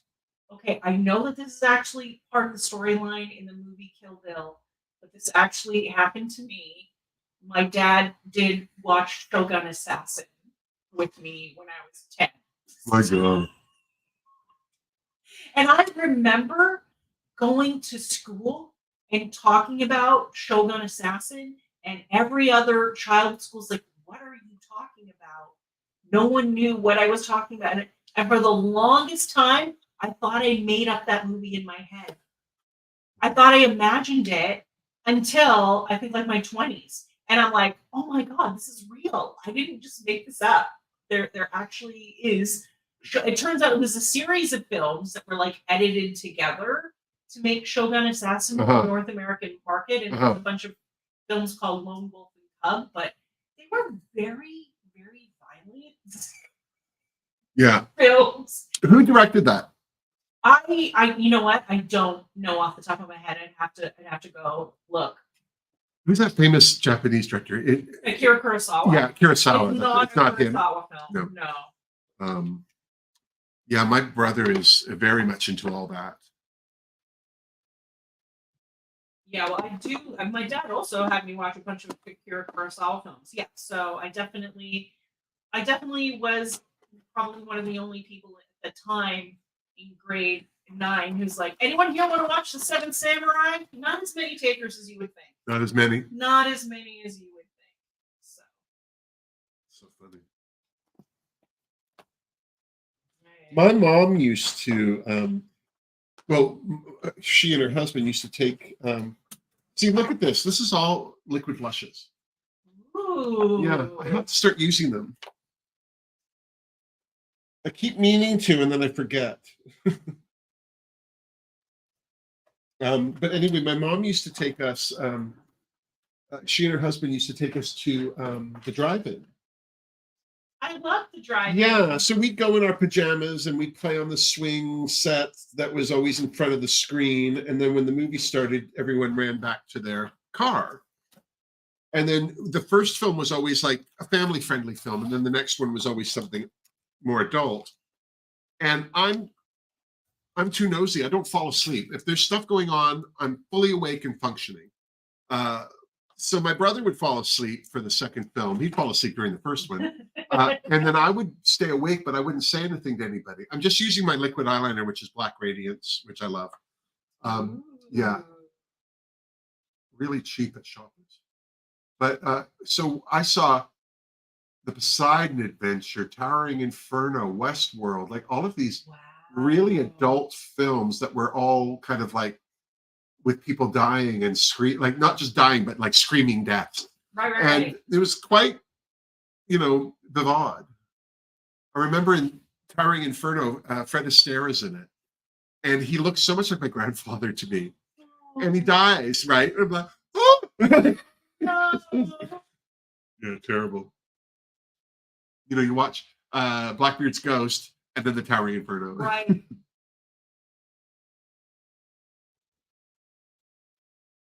Yeah, I used to go all the time to the drive-in with my parents, like in the 70s and whatever. And I would go, but before we would leave to go to the drive-in, you would put your pajamas on. Yeah. So I would put my pajamas on and they'd drive. And I mean, honestly, I really think the story is I get to the drive-in and I just fall asleep. Yeah. My parents just by the time you had popcorn and ran around with the other kids and got back to the car, you were done. That's right, the playground that would always be like under the screen. Yeah. Totally did that. Like in Greece, stranded at the drive-in, looking like a fool. What? What will they say Monday at school? Ooh. Again, brave. No makeup. Sandy. What? I love that musical. It it is. It's amazing. That's one of the first albums I got. I think I got like the Grease soundtrack and the Saturday Night Fever soundtrack when I Oh was my God. 9. Fran Drescher was in Saturday Night Fever. Sorry. Yeah. Yeah. Is that the first one with well, you can tell by the way. Yeah. Yeah. She just had this small scene. If you ever hear her talk about it, she had this one small scene in the bar in the club. One scene, and her dad came to set to visit her and approached one of the ADs or something. Yeah, my daughter's starring in this movie, and so they brought him right onto set. Like, you know, normally that never happens, right?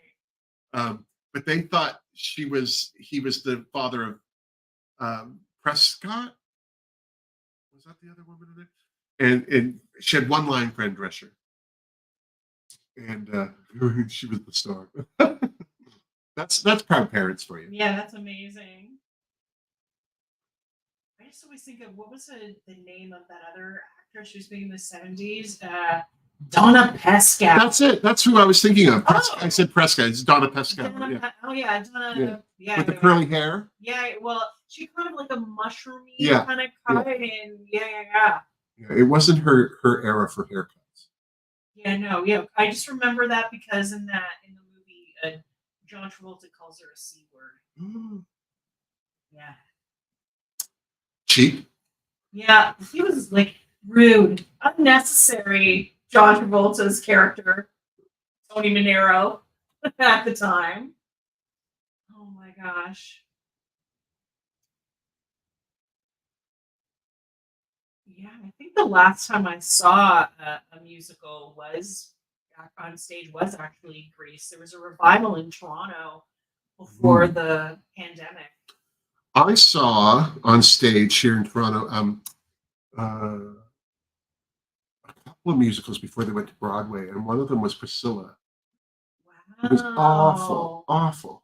Really? Yeah. That's disappointing. Well, it just seemed to be like. So the whole play is about them. I mean, the movie is about them on a bus driving through the outback to get to a gig. Yeah.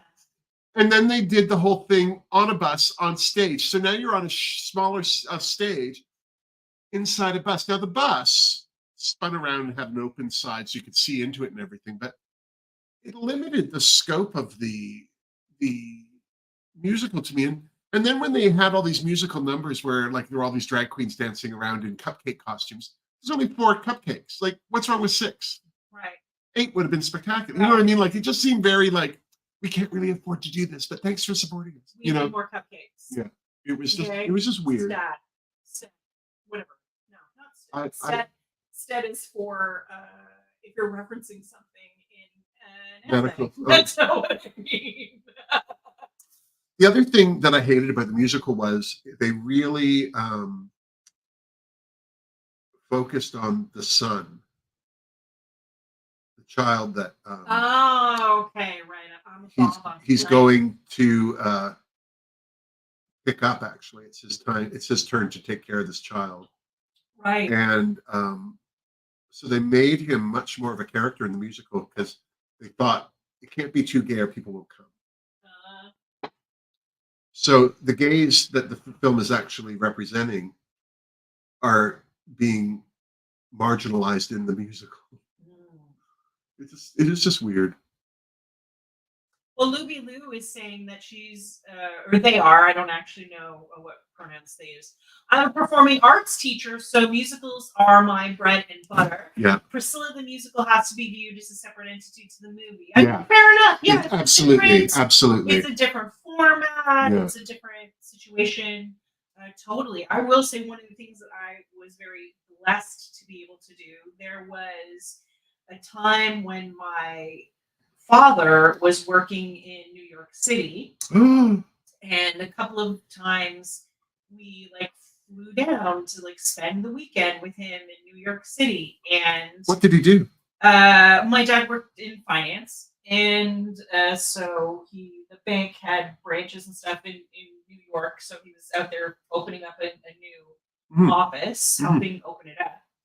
And one day we were there, or one time when we went, we were lucky enough that he had already bought tickets to Sunset Boulevard with Glenn Close. Oh. So I saw Sunset Boulevard with Glenn Close.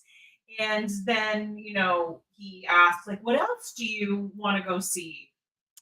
And then at the time, there was playing a revival of Damn Yankees. Oh, my God. And the lead was BB Newworth.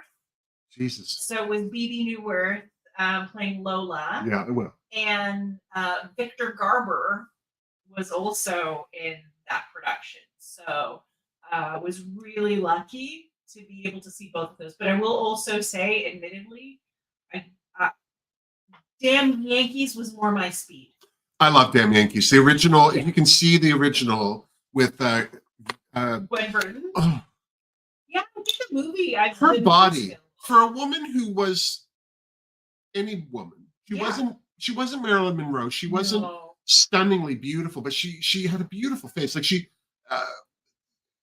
a good character face. Yeah, definitely. But her body in Damn Yankees when she sings Whatever Lola Wants. Yeah. Like, she was a fabulous. Oh my God! Like that's not all a girdle. That's her body. Like, wow. Yeah, if I do if I do film penance again, like another category that I could potentially do, because another dancer that I was thinking of, is Sid Charisse. She was so fantastic. She had legs up to her ears. So I'm definitely thinking of, maybe I need to look into sort of some of these different women dancer films. Like, so maybe watch some films like Gwen Verdon, Sid Charisse. I copied her green dress from Singing in the Rain. She has this dance number with, and it's a green outfit she wears, and then later she's in a wedding dress type thing. But I copied it for a drag queen. And lovely. Yeah, and they were like, "Oh, I want to do something from Singing in the Rain," and I said, "Sid Charisse," and they're like, "Yeah," and I said, "The green dress." Yeah, I was like, "Yeah, we're doing that." That's my favorite thing to do, though, in wardrobe is copy things. And Carlotta Carlisle, the drag queen I work for a lot, she's another one. She really likes specific, classic, iconic type of periods of fashion. Yeah. And so a lot of the time, like, she'll show me something and go, "Oh, what do you think of that?" And I'm like, "Oh yeah." And the nice thing with Carlotta is we're not often doing something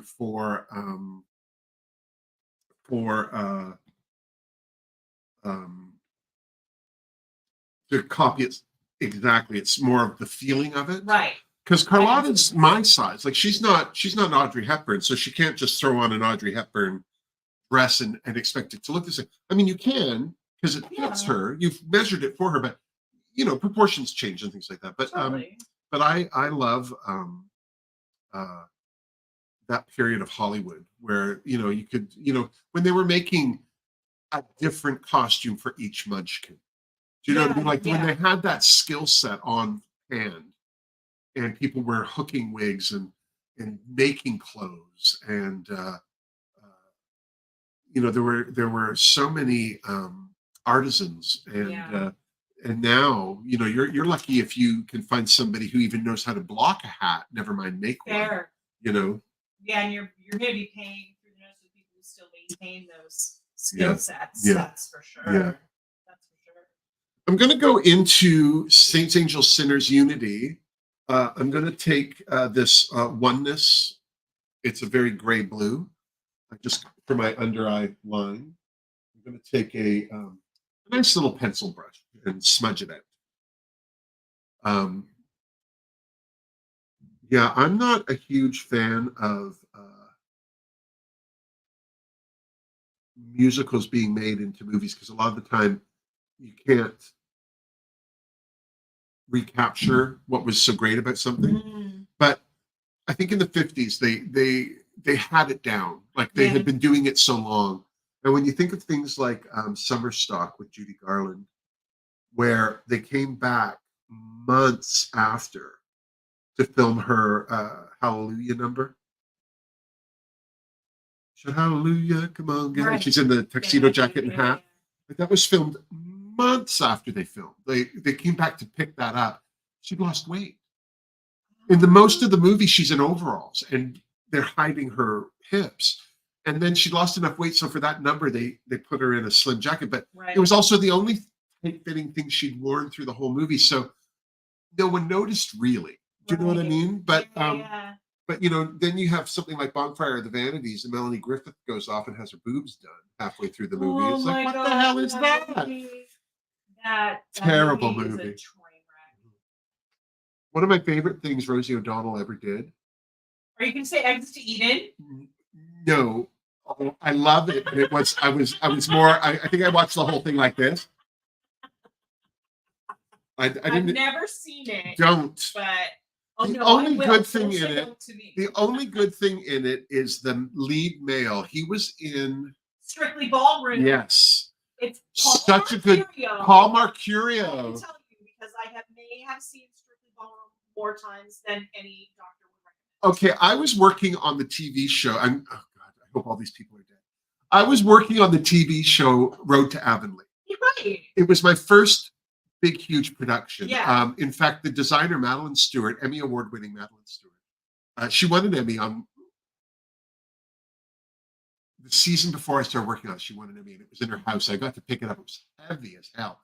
Anyway, she and I got on like a house on fire. But she was one of those women in business who are tough, and, Yeah. and I love women Abroad. like that. I love women that like get up in your face and tell Yeah, you like what's what. abroad. Yeah. So I got along with her, but a lot of the people I worked with, I don't know, they just weren't fans. And Right. I don't know, but she and I got along like a house on fire. So one day she says to me, I need you to come with me on an errand. And this wasn't odd. Madeline would often like have to go on a shopping trip. So we'd go to a costume house in Toronto, like Thunder Thighs, and pull some Right. stuff, And that's how she learned who I was. I had worked on a TV show in Toronto called Cats and Dog. And right now they have Hudson and Rex. Right. It's the same thing, just 20 years yeah. earlier. I got it. And it was the last season of that show. And the designer, Lou DeCampo, hired me. I had volunteered to work on a fundraising play called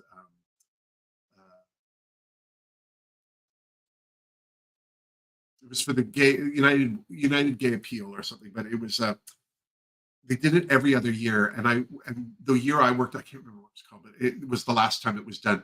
And so I just volunteered. It was a bunch of us sitting in a room sewing, and I had never done that before.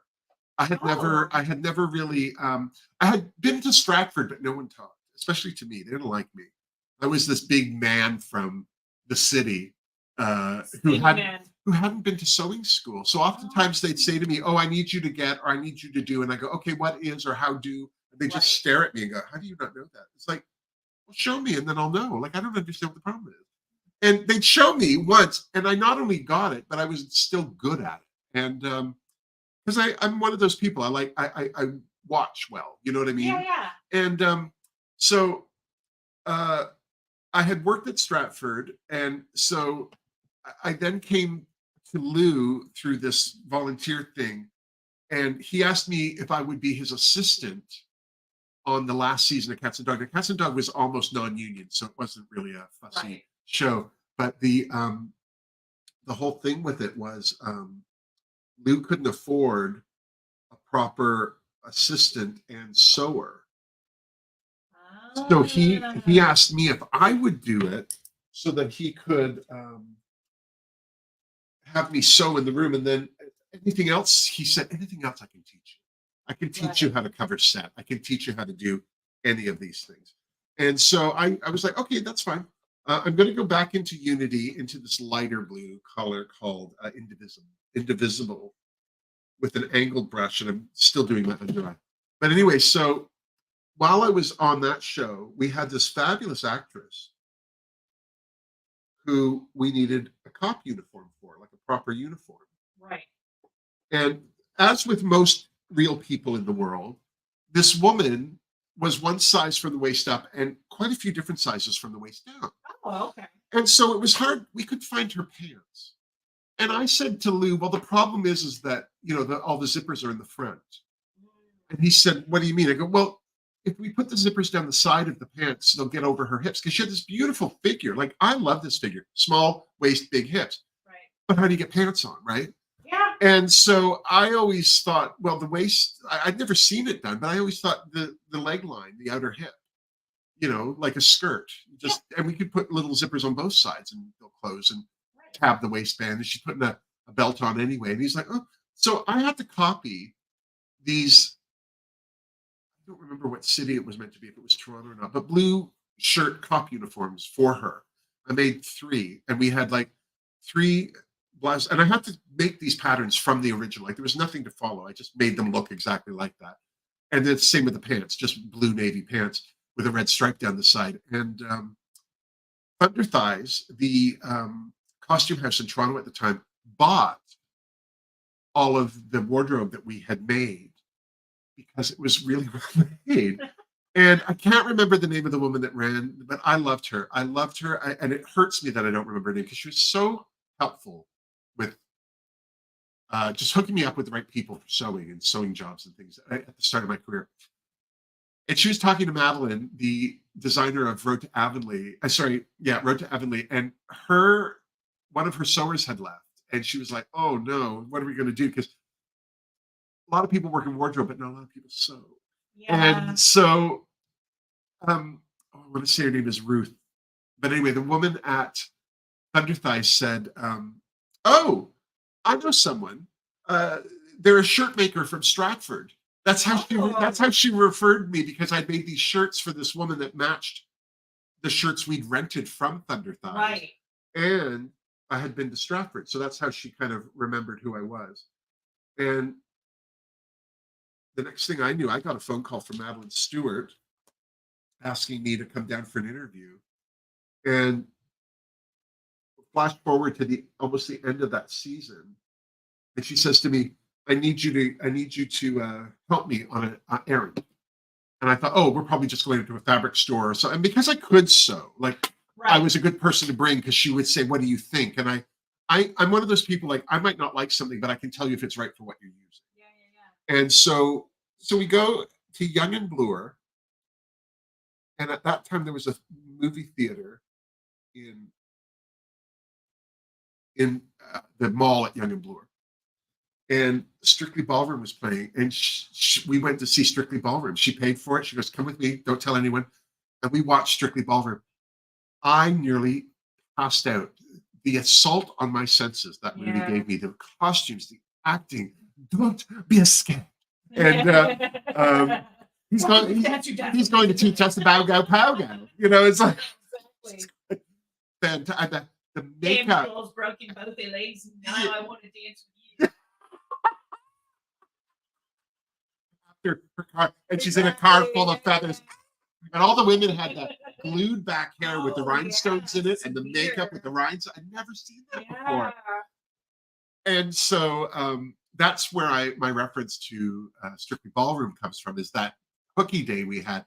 And Paul Mercurio, and the only reason I watched Exit to Eden is because Paul Mercurio, who had the most beautiful rear end in Strictly Ballroom, took his beautiful hairy bum in like thongs and things in Exit to Eden. That's the only reason I watch it. And also Grace Jones in leather, because she's in it for 3 minutes and is spectacular. It's a Grace Jones or a mom. Either way, I'm watching it. Yeah. Oh, yeah. You have to watch it, but it's not good. I'm not going to lie to you. Well, you know what? That's why there's a whole section in it that just for trashy films that I like to watch. Like, everything can't be, Scandinavian films about democracy. Like every once in a while, you need to watch Dude, Where's My Car? Yeah. Hot Tub Time Machine. Something. I was literally watching that 2 days ago. I will never watch Time that. Machine. Yeah, I understand the need for that kind of film, but I will never watch that kind of film. I had it on in the background because I was like, I don't really have to follow anything, but it has a good soundtrack. Okay, Richard, I should let you know a bit of a time check. We got about 25 minutes left. All right. If we're gonna do by 3:50. Yeah, I'm almost done. I'm just finishing off my eyes, and I'm going to do the rest of my complexion. throw in my new wig. I have a new wig. Woo! I got sent some wigs from Webster Wigs from a secret admirer for Valentine's Day. I know who sent them, but they asked me not to say. And I think that's cute. And it also makes people jealous.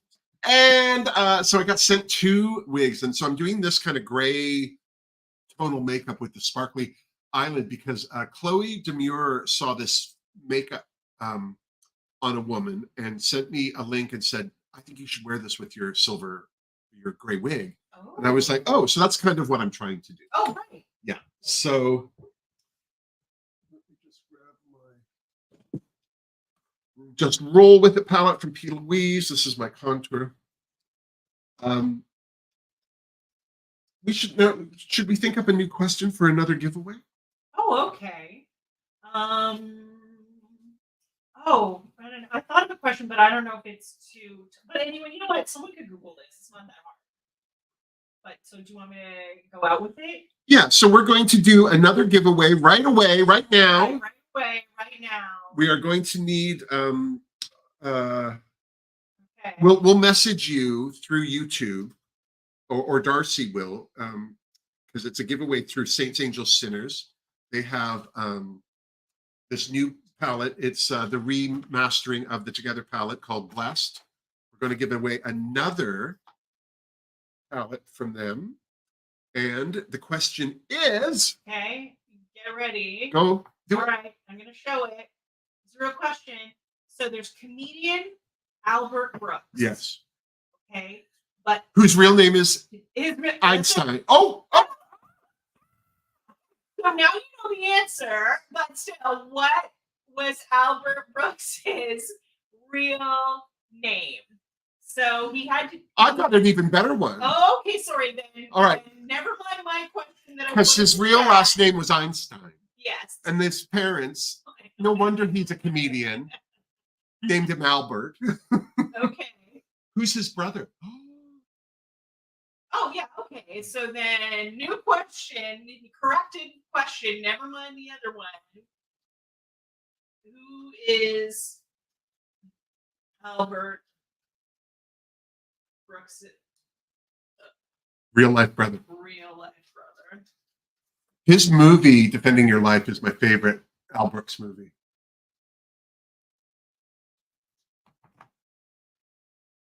Okay. I thought that was Meryl Streep. It was the first movie I saw Meryl Streep in that wasn't like an Oscar. Like drama. Yeah, like an Oscar winner type thing. It was just her being a real person. She was so good in it. Yeah, actually, this year is the first time that I watched it. It's so funny that you should say that. This year, for my film penance, Defending Your Life was my day one movie. Oh, wow. I had never seen it before. And let me see. Let me just double check. Let me see who was also in it. Because it Lee Grant. Lee Grant is in it on the other side. Oh, who was Lee Grant's famous daughter? Oh, I don't know that, but Oh, oh no, that I don't know Lee Grant's favorite daughter, but famous daughter. But the question is, who is Albert Brooks's real life brother? I don't want people to get confused thinking that there's other questions. So it's who is Albert Brooks's real life brother? Or Oh, that's nice. So Darcy says that I'm allowed to win.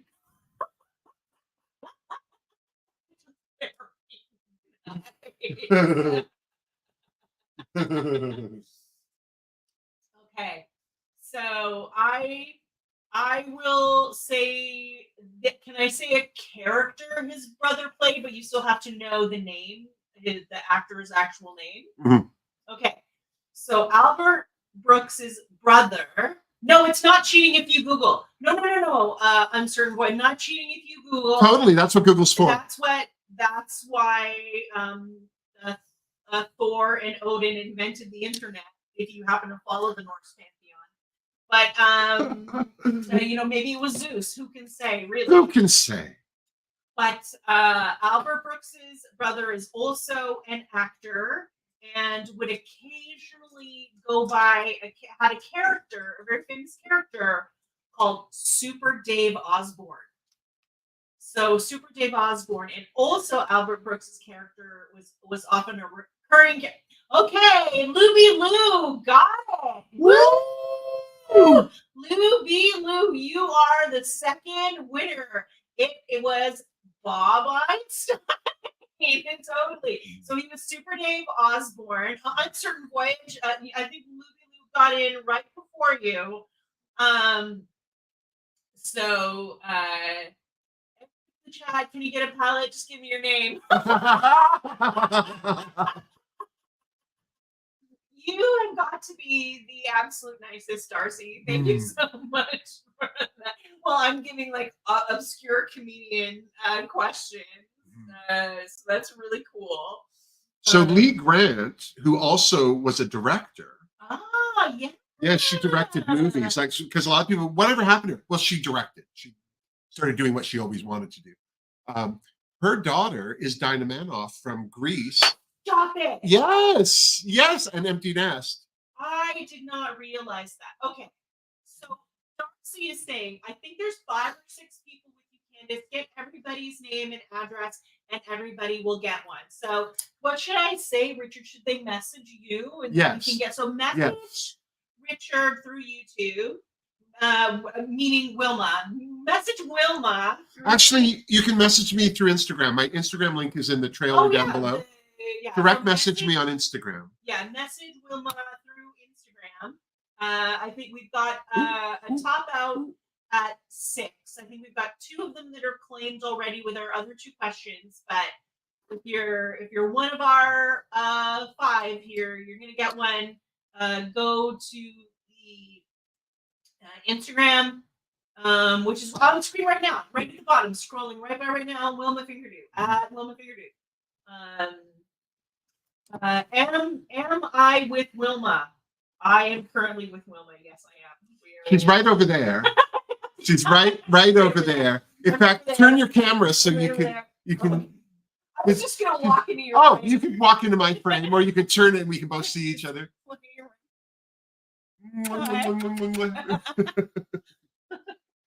I just did a wig for Candice. Oh my gosh, it's so beautiful. So if you've ever listened to me talk about Candice, you know this story. But I'm going to let her tell it if she wants to. But I styled the wig for her. I just also want to say, Darcy, this blush is fantastic. Ooh. Thanks, Darcy. Mm-hmm. Oh, it's over here.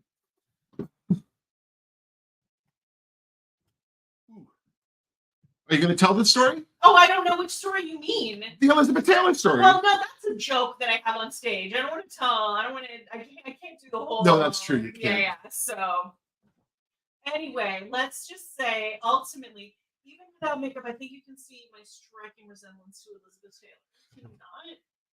Can you not? You know, I'm just, you know what I mean? You see me with Paul Newman, Cat on a Hot Tin Roof. You know, any number of other people who are dead. So. Terrible. I'm just grabbing the Noctilescent from Blend Bunny. It's a highlighter palette. And I'm going to go into Apparition, which has a pink tone to it. And I'm also going to use Transient, which is more neutral. Fabulous little Trixie Mattel blushy brushy. Woo! Look at that. So I just want to say to Luby Lou online, and I want to say to Uncertain Voyage, be sure that you send messages to Wilma on her Instagram so that you get your palette from Darcy. Okay, so do that. And you know what I mean? It's good to be friends. It's good to be friends with us, isn't it? There are benefits. Yes.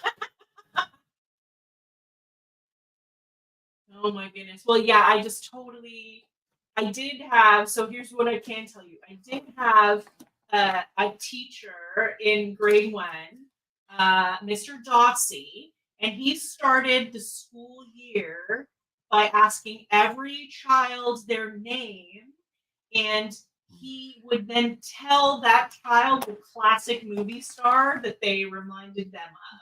So he wasn't gay. He was 100% good. I figured that was his coming out process. Was him giving everybody their movie star name. And so it would be, oh, Fiona, you're my Anne Margaret. Oh, And that's what you want a 6-year-old to hear. Yeah. You look like Anne Margaret. It was the 70s, right? So you want to be, and so I got Anne Margaret while she was sleeping with Elvis, or Anne Margaret when she was sleeping with everyone else? Which Anne Margaret is it? You know what? I don't know if I was prepared to answer that question before it was 7. So I may have, you know what I mean? I may have just known that she danced a bit beside Elvis, and that may have been all you needed. All you needed. Yeah. Because so Mr. Dossie told me that I was his Elizabeth Taylor. I did not then pepper him with questions about Richard Burton.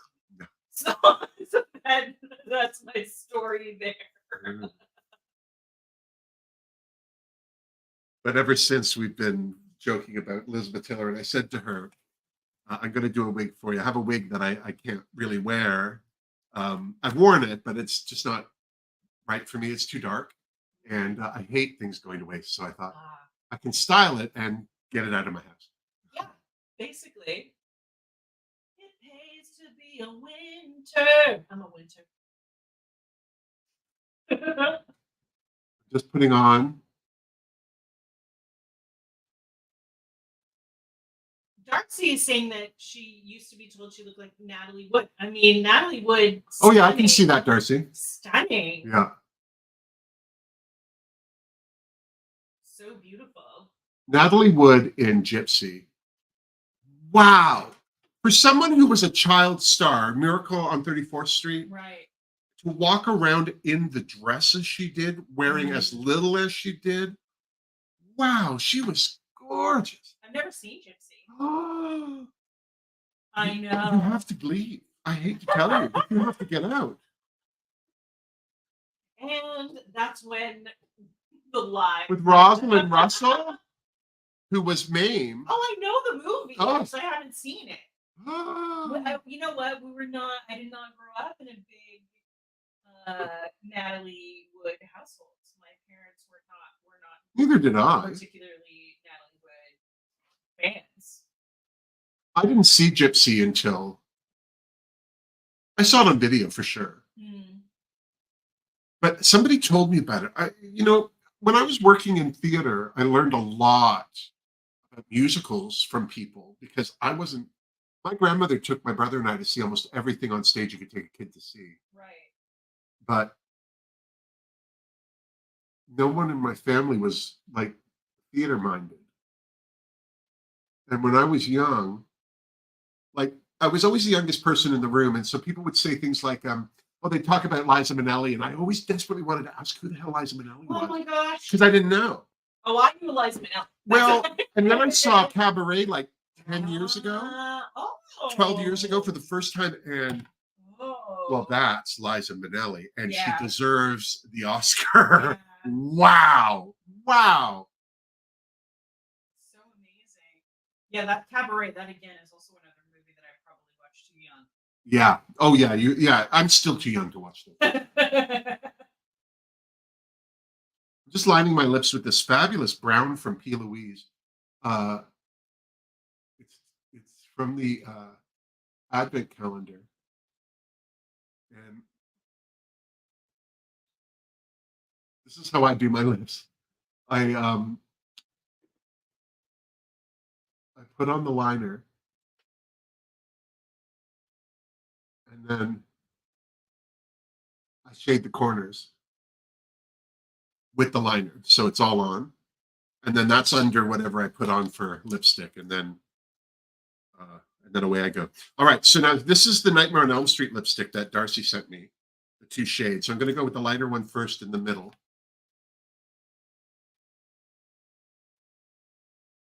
That's all right. I like this. Darcy, I was saying off the top that when I opened this, I wasn't sure. Because, some tones you're just like, oh, I don't know. And this is just so, kind of grungy and neutral. And although I like grungy and neutral, it's not always good on me. But and then this is the other one, and it's the darker of the two. Yeah. And I'm going to do this on the outer corners.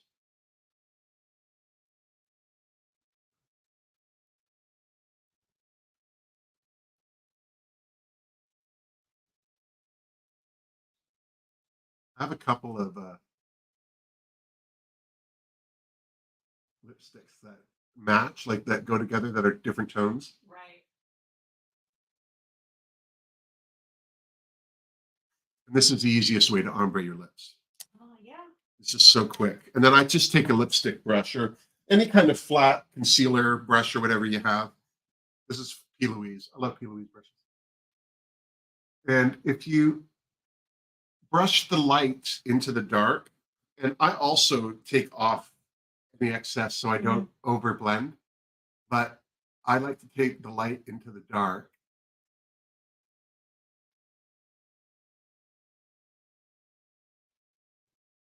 Like that. And then the same with the bottom.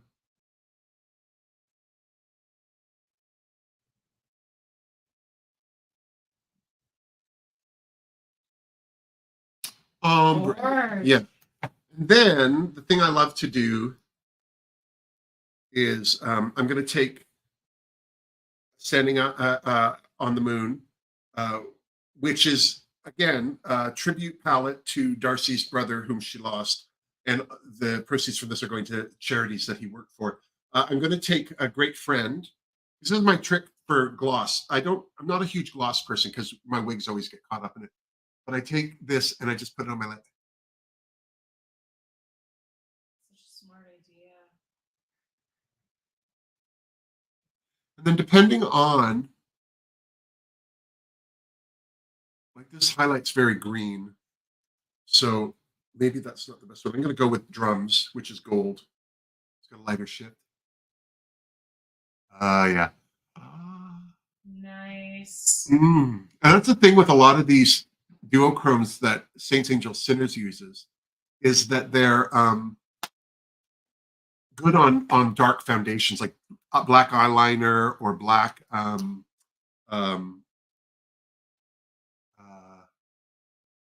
eyeshadow. But look at this. This is on that dark lipstick from Nightmare on Elm Street. And it just ends up with this beautiful highlight that's very gold. Oh, I can't remember what finger I used. That's what your last boyfriend said. Oh my God. Yep. Now let me get my eyelashes on, and then we'll do throw the wig on. It'll be fantastic. God, I haven't had makeup on in so long because I've been sewing, and I'm almost done this dress for Carlotta. We're doing like a Tiffany blue velvet sheath with a copy of a mohair. Oh, mohair? No, mohair is a designer from. Oh, mohair Zara? Yes, thank you. Oh. Okay. Anyway, we're copying a wrap, or it's more of a. It's kind of like an over-exaggerated stole, but we're making it into more of a jacket, like an opera cape. Oh, neat. And so we're almost done. We're having another fitting on Sunday, and then I'm almost done. But I have my first couple of That's So Wilma's planned. Oh, great. Yeah, and one of the ones that I'm doing right away, my friend Chloe from Vancouver, from BC, she's not from Vancouver. She sent me a vintage dress from the 20s or 30s, and I'm copying it. Oh, great. Yeah, so I'm going to show you how to make a pattern out of existing wardrobe. And this is one of the tricks I do for my eyes because they're small and I like them to look upturned, is I actually put my eyelashes up too high here. If I followed my eye line here, Right. the eyelash would dip down, and I don't like that. So I put it up here. And then if I need to, I go in after and throw in some eyeliner in the corners just to make sure it's black. It doesn't look weird. That's also one of the reasons why I do that white line.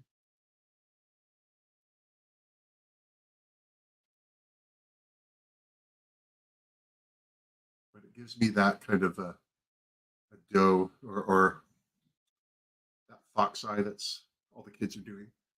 And then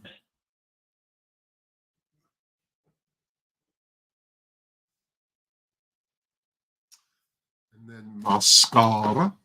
It's so funny. Darcy just sent me a mascara, but I also have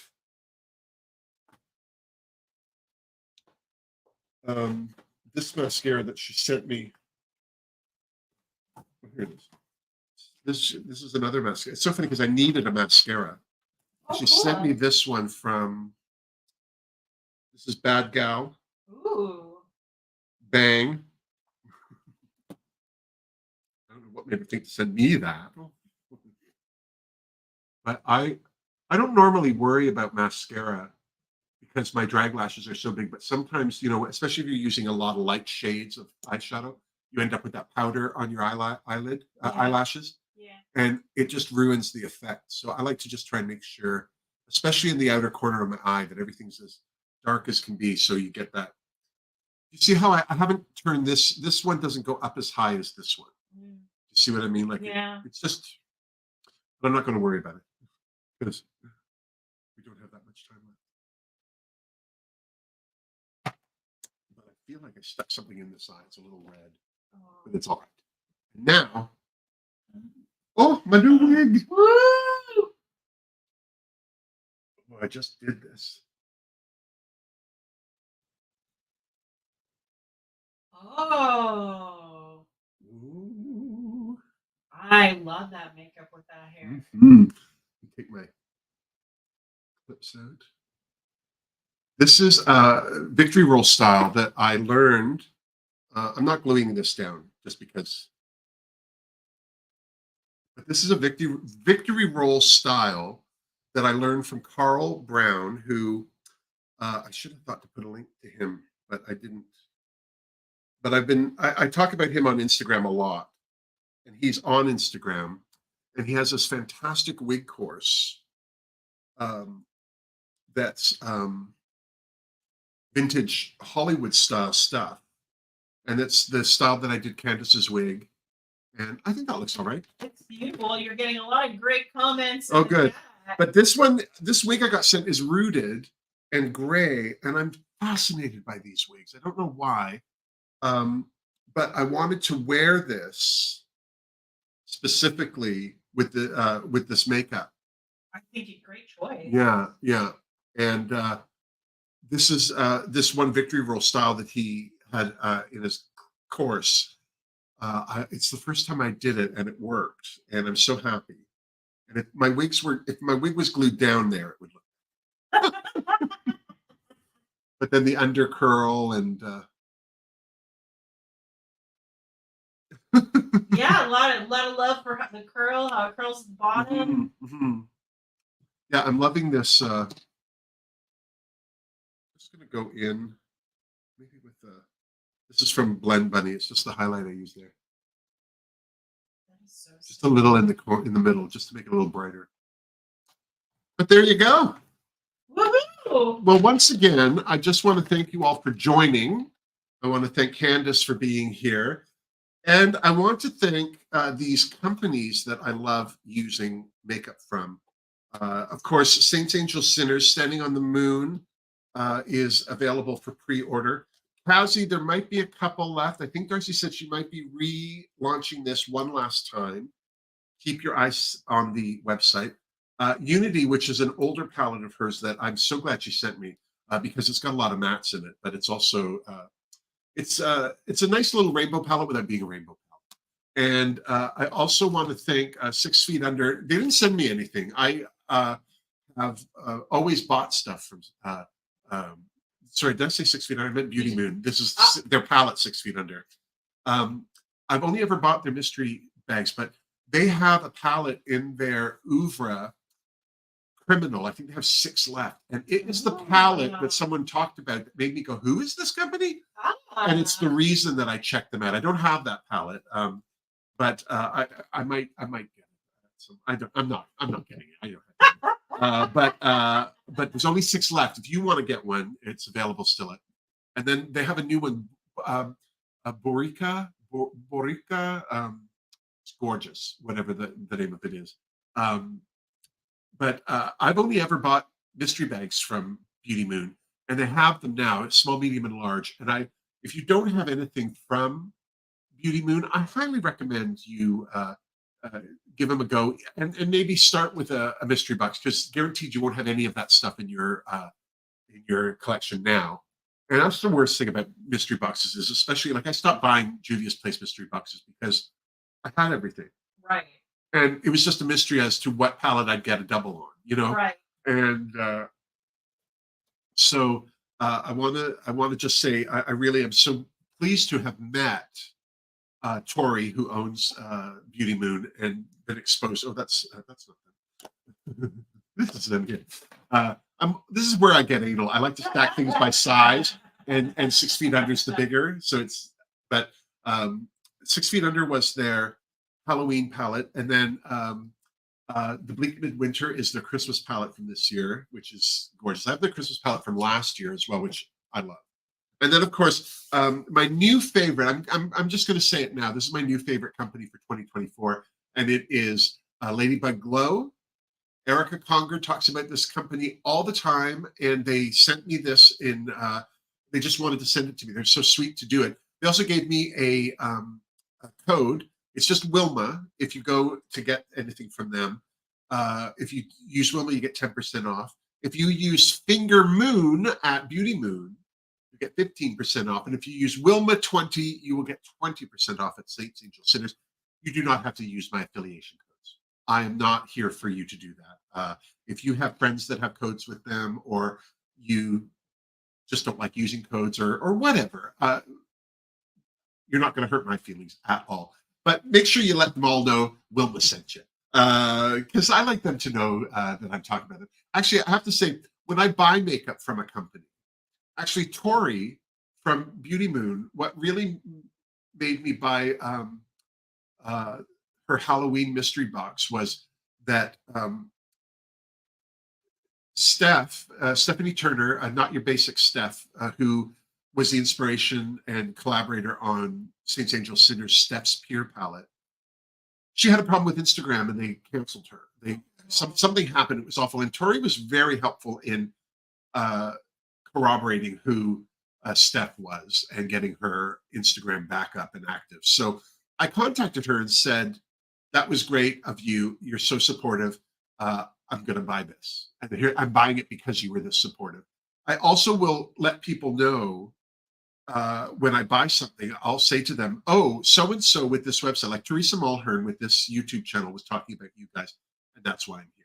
I like to let people know what brought me to them, if it's specific. If it's just random, like zeitgeist of the interwebs, I don't tell them that. But yeah. Beauty Moon Cosmetics is in the chat. They say hello. Oh, hey. Yeah. Yeah. Tori, I love her. Yeah, She's and great. Darcy says hi, Tori. Lovely. Yeah. I love that. It's very not incestuous, but we're all we all know each other. It's so funny because we all end up on chats. Apparently we're all lonely in the same way. But yeah, I'm loving this. I wish that, you know, I could use I use got here, I can show you how to do it. Yeah, I'm going to use this as Tresemme. It's I'd much rather use the Got to Be the yellow can, the freeze. Right. But what you do is with these super strong ones, especially with Got to Be, you can use their gel. Their gel is excellent for gluing down a wig. The spiky one. Right. But you put that down on your skin and let it go tacky, and then you can pull your wig down over it, and it'll hold. Ooh. What you should really do is, once you put your lace down, take a silk scarf and wrap your wig line with it and tie it so it holds it. Yeah. Because it's silk, it won't pull it away when you. This isn't the Got to Be glued stuff, so it might not work the same way. But yeah, that's how I do it, just like that. Well, Stenosha. But yeah, so these are the makeup companies that have sent me stuff lately. I also want to thank Darcy for sending me the Nightmare on Elm Street Lippy. Yeah, they're beautiful. Yeah, I really was so surprised. I didn't think I would like them, and I love them. I think that looks great. They're just such a great collection of makeup, and I want to thank you all for your continued support and interest in. Even though I haven't been posting a lot lately, I do have 2 new makeup and movies coming. The first one is going to be Trading Places. My God. I love that movie. Oh my God. And I love it because Jamie Lee Curtis is in it. I hadn't realized how much I love Jamie Lee Curtis until she won an Oscar. And then I went back on all the films I've watched that she's been in. She was in Freaky Friday, the remake of Freaky Friday with Lindsay Lohan. Yeah. And what was funny is she plays the guitar in that movie. And her husband, Christopher Guest, is a guitar enthusiast. And it's the reason why he wrote Spinal Tap. And so she's on this movie playing the guitar. I'm sure her husband coached her. You know what I mean? Like, it's just one of those things. Do you have a launch date for, like, a trajectory for those No, posts? but I've written out. I've started doing Trading Places, and the other one is The Outsiders, and I'm doing The Outsiders for Teresa Mulhern. Because she quoted "Stay Gold" to me and didn't know where it came from. She didn't know where it came from. I said, "Stay Gold, Pony Boy." Yeah. Well, and I said, "Are you calling me Pony Boy?" She goes, "How do you know that?" And it's like, well, "How do you know it?" She goes, "It's something a friend of mine used to say to me." And it's like, "It's from a movie, right?" She's like, "No, I don't." And so I'm doing that. And then the other one I'm doing is Clue. Those are the 3 that are on. And the reason I'm doing Clue is because I just did Death Becomes Her. And I feel like Clue is into that vein. But the thing about Clue, and this is funny, I love the movie Clue because of the cast. Yeah, but it is a terrible film. They had 3 different endings for that movie, and you could go to different movie theaters to see a different ending, and nobody went. Like, people saw it once and were good. It's because it wasn't a very good movie. But Madeline Kahn in it is brilliant.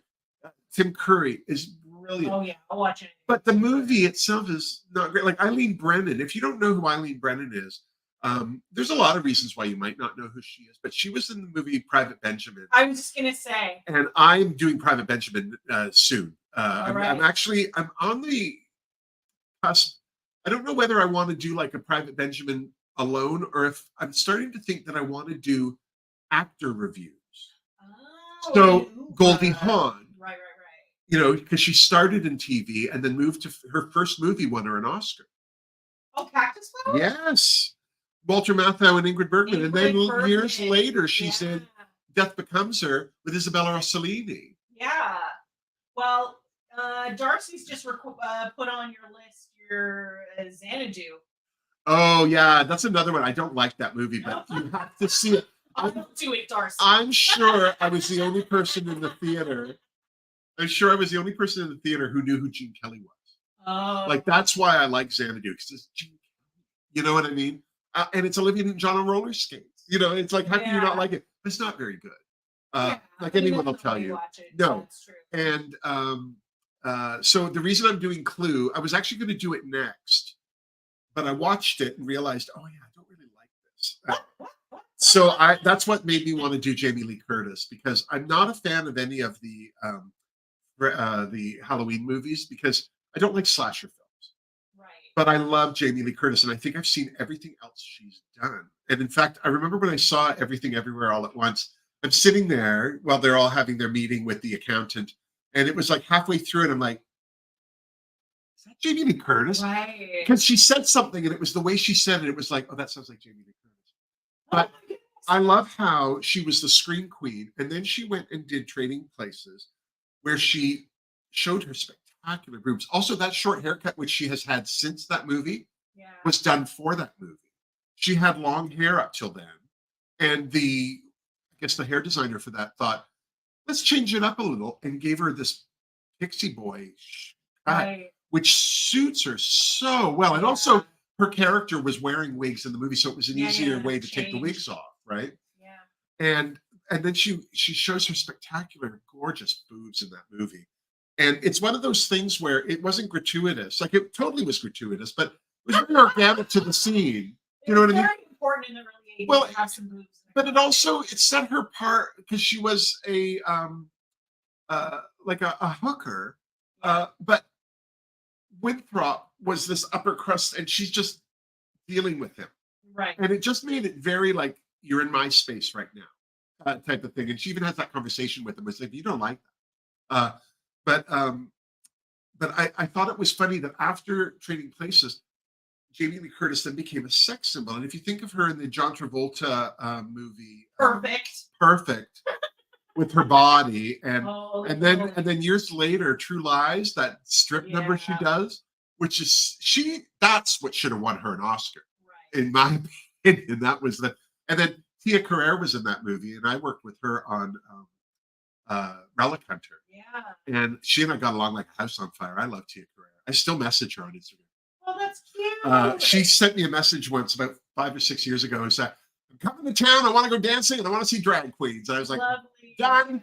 I introduced her to Northbound Leather, which is a Canadian company that sells internationally. But she was presenting David Bowie with a Much Music Award that year. And she came up to me. I had crocheted her a shawl because that's who I am. And it was this black spiderweb shawl that was just gorgeous. She goes, I'm going to wear your shawl. I would like to get some nude underwear. And I said to her, like, the first thing I thought is like, all I need is somebody to go, who made Tia Carrere look like a slut? You know? Oh my God.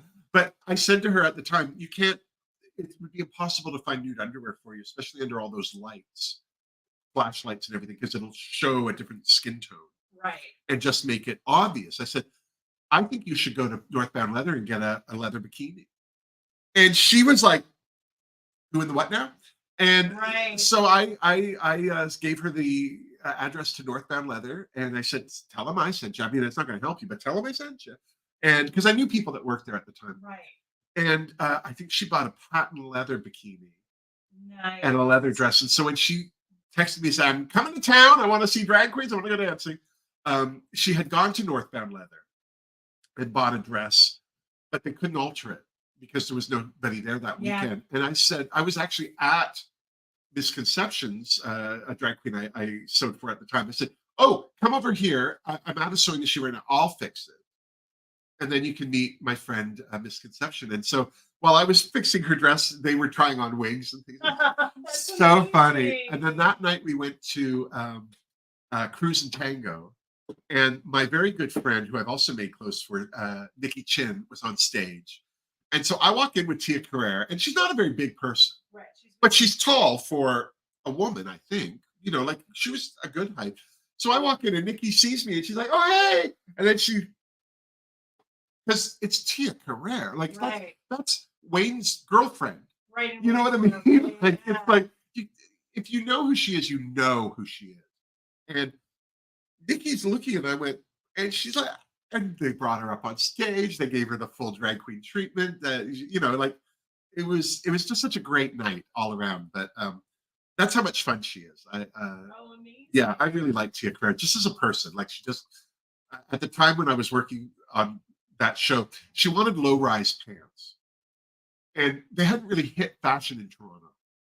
So the designer kept coming back from these wardrobe meetings with her, going, "Can you lower the waistband more?" It's like, it's going to be a bum bra if I take it down anymore. It's like, we've got 3 inches of zipper and it'll be all vagina. You know what I mean? Like, what is she asking? So one day on set, I just was waiting for her. And I said, can I talk to you about your pants? And she goes, yeah. I don't understand what you want me to do. I can't make them any lower. And she's like, well, and she showed me a picture. She took me back to her wardrobe trailer and she showed me a picture. And I went, oh, you want 70s jeans? Oh, okay. I said, will you trust me to just give you that look? And she said, yeah. What do you mean? It's like, you're very long through your hips.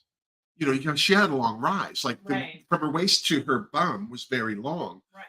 And I said, if I go to the length that it looks like that photo is doing, you're going to look pregnant and paunchy. Right. That was the right word to say. She said, trust me, I will give you that look, even if it won't feel like that's what it's doing, but it will look like that on you. And one of the things that I did for that look was her tops. We put a snappy crotch on them so that they stayed tucked in, but I also tapered them so that it would accent the waist before the hips came back out. Right. So it really gave her that look, and she loved the look. And so she had this love-hate relationship with the National Enquirer. They loved putting her in their magazine, but she always got worse dressed. Right. Always. So while she's filming, she was going to America to be one of the judges for Miss America. And so she said, I don't know what to wear. I'm thinking of maybe this dress. And it was a dress that I said, you can't wear that on TV. And she's like, well, I just did on my show. It's like, it's different. But it was this t-shirt dress, like a tank top, right, cotton stretch knit, printed in black and white with every animal print. So it wasn't just zebra. It wasn't just leopard, or it was a snake, or it was a bunch of different, and it was just really beautiful. But it was like a night thing. Like you wouldn't wear it out, really. Like it was something that you would wear with no underwear on underneath to take the garbage out. Do you know what I mean? Yeah. Pajama dress. So what we had done was I fitted it to her, made it fit better, and I put a split up the one leg, like almost to her crotch. So when she walked, it was a full leg exposure. And the dress could have cost more than $50. I think I may have even stoned it, glued some stones to it. Just I don't even think it was that, but it was just we fit it to her.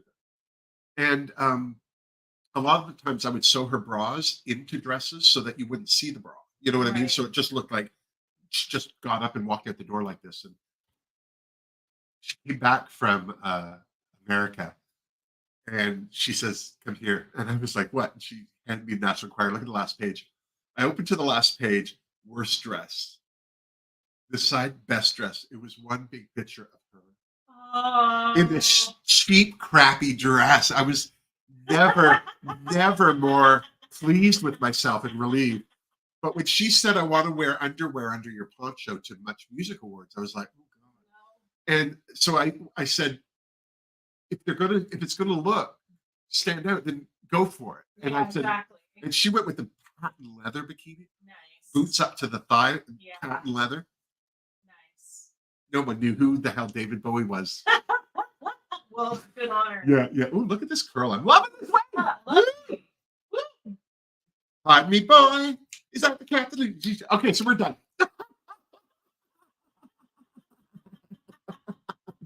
I've been given the wrap it up, bitches look from Candice. She's so mean to me. I don't understand why I'm friends with her, quite frankly. But I'd like to thank you all for joining. I hope you had a good time. I certainly enjoyed putting all this on for you. I did it for me. I would have done this if the whole thing got canceled. I would have just been sitting here. But I hope you have a great weekend. I hope that you have great fun with your soon-to-be in your hot little hands Saints, Angels, Sinners palettes, the Blessed palette. It was my pick when it was named together as best palette of 2022. I'm assuming that it'll probably hit my top list again this year. But I also want to thank Darcy for being so generous, not just to me, but to almost everybody that she's not generous to everybody. We both have a little burn list going. But I also want to thank Tori for being so great. She's my favorite new discovery of 2023. And I also want to thank Amanda from Ladybug Glow, who is my favorite new company discovery of 2024 already. It's only February. I'm expecting that nothing will change there. Thank you for supporting the Wilma Figure review. If you enjoyed this video, do give it a thumbs up. Also, don't forget, in the description box down below, it might not be here in the live, but if you see this at any other time, just below this window is the thanks button, the YouTube thanks button. You can leave a tip or do to help support the channel there, or there are links to my Redbubble store, joining the Figure family on Patreon, or leaving a tip or do through PayPal on in the description box on my YouTube channel on any video that you watch, so you can help support the channel that way. The best way, though, is to make sure you leave comments, likes, share it with your friends or enemies. I don't care. If you Do you have a movie you'd like me to review? I'm going to be doing them a little more frequently. I'm making a point now on my down days of just amassing information on one day, and I've got files started. I think I have 5 or 6 files. I want to do an Eddie Murphy retrospective because I can't believe he still doesn't have an Oscar. I can't believe it. I'm sorry, but Dreamgirls, what did he have to do? Shoot puppies? What did he have to do? And then My Name is Dolomite is my name. Yeah, it is. My Name is Dolomite. Oh my God. Oh my God. How did he not win an Oscar for that? It was such a brilliant film. Also, those people, us people, people like us. He did that movie with Seth. The guy from 21 Jump Street and Those people, Moneyball. Jonah Hill. Yeah, Jonah Hill. Thank you. He was so good in that, and it was such a different character for him to play because he plays quite a militant Muslim or is it Muslim? But quite I don't want to say racist, but race centric, like very. It's very different from how he is in movies. He's usually just very genial, and this one he had more of a pointed view. And Julia Louis-Dreyfus plays the most awkward. Everybody who had an awkward mom, Julia Louis-Dreyfus in this. It's like I was sitting there watching. Stop talking. Stop. Why are you? Oh my God, she's making it worse. Oh my God, someone's getting shot. Someone's getting shot. But anyway, so there's our video for today, our live. Thank you so much for joining, and until next time. Wow. Look at this wig, it's so gorgeous. I could be an Andrew's sister.